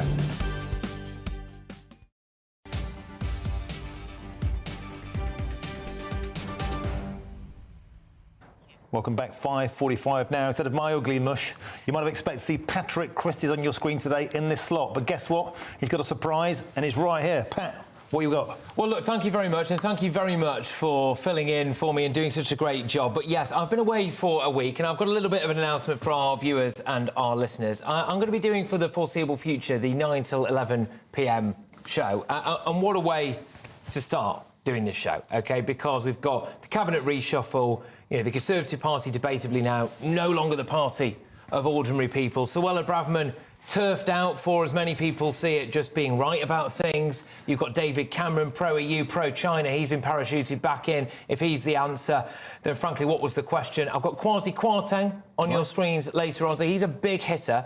I'm also hopefully going to be joined by Esther McVey. If she's managed to get herself out of Downing Street by the time that we go to air. So Esther McVey, I think, has just been given a position. We're waiting confirmation on that, aren't we? But We're hopefully going to have her on as well. Now, Edwina Currie and David Campbell-Bannerman. David Campbell-Bannerman from the right of the Conservative Party, big hitter on the right of the Tory Party, is going to go head-to-head with Edwina Currie. They're going to talk to me about whether or not Rishi Sunak has now caved into the left. So we've got that. And I've got a fantastic panel lined up for you as well. We've got Benjamin Butterworth. We're also going to have Belinda DeLucy and Carol Malone. So we're getting stuck straight in from the start, really. Superb. Patrick Christys tonight. That's your regular news show, 9 to 11. For the foreseeable future, until further notice, yes. Until I keel over and you'll be doing both. No, superb stuff. Make sure you tune into that now. It's been a day of high drama in Westminster with significant cabinet appointments being made. Let's cross now to our political correspondent, Catherine Forster. Catherine, Esther McVey just went through that famous black door. Any news? No news yet, Martin, but surely how much longer can she be? Yes, we're all waiting to find out what role is going to be given to Esther McVey. She's, of course, held various cabinet positions in the past. She was Work and Pensions Secretary, and she's on the right of the party, so this will please many. Of course, there's plenty on the Tory right have been very displeased with the sacking of Suella Braverman that kicked all of this off this morning. Now, we don't officially know the job she's going to get. I should say it's being reported by The Sun, but this is not confirmed yet, that she's going to be a Minister of State at the Cabinet Office, and that she's basically going to be like a common sense czar tasked with tackling woke across Whitehall. That's what The Sun is hearing. I should say we don't know that officially yet, so let's see. But certainly it's been a very, very dramatic day. Suella Braverman was sacked apparently over the phone this morning. There's no exchange of letters from her to the Prime Minister or the Prime Minister to her expected. And at a briefing with the Prime Minister's spokesman a little bit earlier, journalists were told that in the case of David Cameron, this very, very surprising appointment, that was actually Rishi Sunak's idea, that he had reached out to the former Prime Minister. Now, David Cameron currently gets an allowance of $106,000 a year as a former PM. He is going to give that up, but he will get paid $104,000 a year as Foreign Secretary. We don't know yet where he's going to live. He was interviewed a little earlier, and he was asked, not surprisingly, about Brexit. Of course, he led us to a referendum. He expected the country to vote for Remain, but they didn't. So he's asked if he believed in Brexit, and he said, yes, of course, and we're making Brexit a success. That rather reminds me of Theresa May, who used to say, Brexit means Brexit, and we will make a success of it, though it seemed to many that she never really truly believed in the potential benefits of Brexit, that it was more of a damage limitation exercise to her. Catherine Forster, you've been covering the circus of Westminster for a long time now. Do you remember a day of such high drama, of such bloodletting, of surprise comebacks, of utter carnage? I remember a day as dramatic as this, which began with me at 6 a.m. and ended with me at 5 p.m. That was the day that Liz Truss resigned. But certainly this day has had more twists and turns, hasn't it? And I think something that all the Westminster insiders, political journalists pride themselves on, getting the inside track on knowing what's going on. Often you get big leaks in the Sunday papers, and yet nobody outside of Number 10 seemed to have got wind of the fact that David Cameron was going to be brought back in one of the biggest offices of state. They've managed to keep that incredibly quiet. So Suella Braverman, yes, it was widely expected. Yes, it's enraged many. She was a divisive figure. Lots of people loved her. Lots of people thought that she spoke for them, that she said what many people were thinking, that she was only being honest. But many others thought she was divisive, and they really didn't like her at all. Interesting that a YouGov poll on that put 57% of people polled thought that Rishi Sunak was right to get rid of her, only 20% wrong. But in terms of David Cameron, rather a different story. Only 24% of people think that that's a good idea, about 40% don't know, and 38% think that it's a bad idea. So let's see what happens. Rishi Sunak, obviously, desperate to shift the polls. We're maximum of just over a year from a general election. At the moment, he came in to steady the ship. Yes, he's done that, but the ship still seems to be heading for the rocks.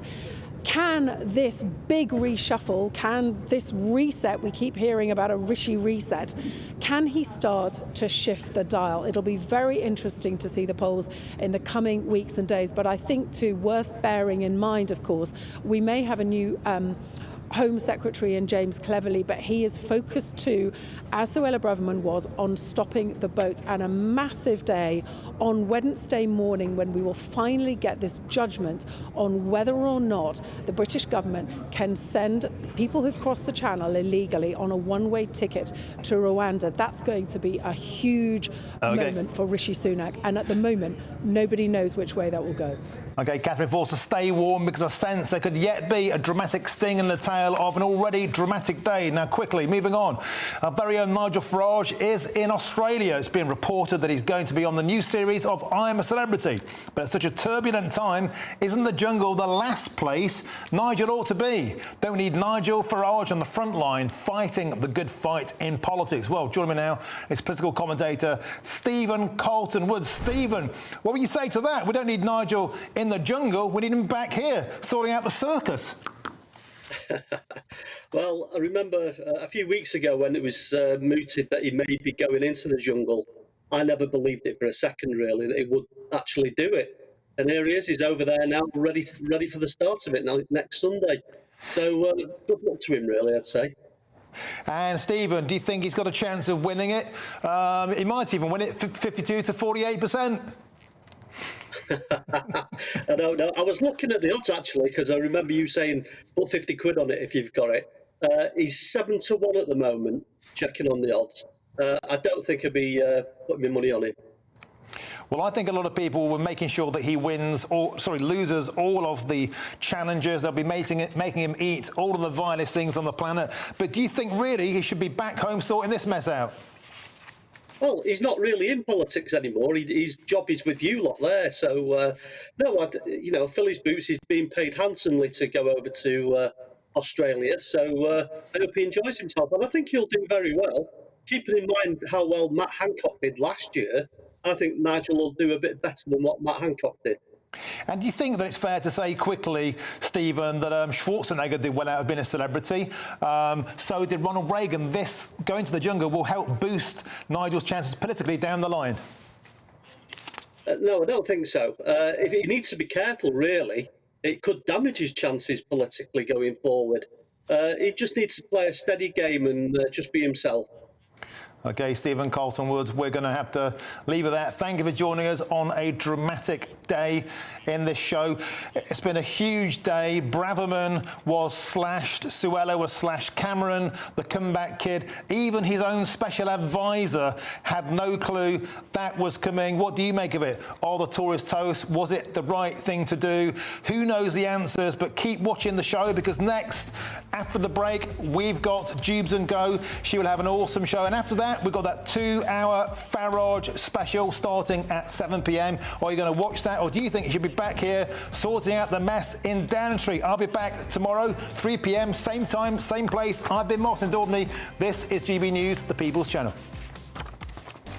I'm Alex Deakin. This is your latest weather update from the Met Office right here on GB News. Storm Debbie will be clearing away through this evening, but for the rest of this week there will be further spells of wet and windy weather. Here is the storm system, the strongest winds just to the south of it, so across northern England and parts of Wales through this afternoon. But the storm is now heading out into the North Sea, still very blustery, and still more rain to come into eastern Scotland from that low pressure as well. So not completely done with the storm just yet, but overall things calming down a bit overnight. So there'll be more showers coming into the west, and particularly by dawn, some heavy downpours coming into the far southwest. Temperatures mostly high single figures, 10 or 11 in the far south. We could get a bit lower than that in northern Scotland, where the winds do ease. Now, that rain in the morning could cause some problems. A band of very heavy rain, some thunderstorms mixed in with that, just moving across the south. It'll zip through pretty quickly, but flashes of lightning, rumbles of thunder, along with some torrential rain and gusty winds for a short while before that heads away.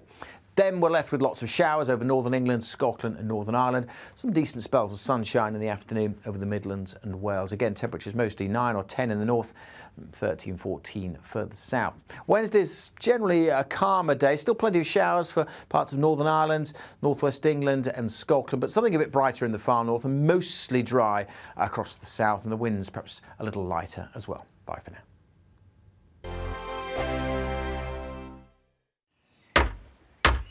Who is it? We're here for the show. Welcome to the Dinosaur Hour with me, John Cleese. I was married to a therapist. And you survived? I thought we were getting Hugh Laurie. Second best. You interviewed Saddam Hussein. What's that like? I was terrified. I'm playing strip poker with these three. Ah! No, thank you. My CDs need to be put in alphabetical order. Are you going to be problematic again? The Dinosaur Hour. Sundays at 9 on GB News. What you get for breakfast is something that, if we do our jobs right, you will wake up to news that you didn't know the night before. It's a conversation. It's not just me and Eamon. We want to get to know you, and we want you to get to know us. From 6, it's Breakfast with Eamon and Isabel. Monday to Thursdays on GB News. Britain's news channel. People in Britain, they love free speech, but they also love fair play. I don't care if I'm speaking somebody from a trade union, from the Labour Party, somebody from the SNP. And I think the viewers like to see that actually we can challenge one another, but in a positive way. We think we ask the questions that people want to ask, and often we ask the questions that we wanted to ask in Parliament but never got the chance to ask. So join us every Saturday, 10 a.m. till noon on GB News, Britain's news channel. Nightmare commute. Kick it up a gear with me, Patrick Christys, at drive time, 3 till 6 p.m, Monday to Friday on GB News Radio. You can listen online and on DAB+, on the smart speaker app and on the GB News app. And if you've got an Alexa, all you have to say is, Alexa, play GB News. We're also on TuneIn and the Radio Player apps. From the school run to rush hour, get revved up with me, Patrick Christys, on GB News and GB News Radio. Tired of the usual focus-tested, pre-prepared Westminster runaround? Well, so am I. So you want higher taxes? Is your department to blame for this? Are you rethinking this policy? Every Sunday at 9:30, I'll be sitting down with those in power to get the truth about the issues affecting you. Let's be honest, we've known about the cost pressures of this project for years, not months. That's the Camilla Tominey Show, a politics show with personality. On GB News, the People's Channel, Britain's news channel. In the GB Newsroom, we bring you the news as it happens. With our team of dedicated journalists across the UK, we're ready to give you accurate reporting every day. When the news breaks, we'll be there with bulletins on GB News, the People's Channel, Britain's news channel. When the news happens, it happens here. And really important breaking news. Breaking news this morning. On TV, radio and online, the news starts here on Britain's Newsroom. All the biggest stories and the answers that you need from across the UK and beyond. Join Britain's Newsroom from 9:30 on GB News. The People's Channel, Britain's news channel. GB News, unlike other broadcasters, isn't obsessed with the London-Westminster bubble. We think there's a nation beyond the M25, and that's why we talk about the issues that matter across the land. Join me on State of the Nation, 8 to 9 o'clock, Monday to Thursday, on GB News. Daisy's listening, and you should too.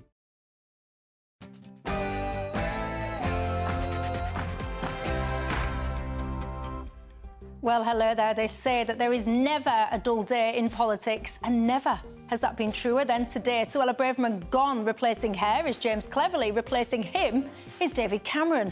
Yes, you did hear that right, David Cameron, as in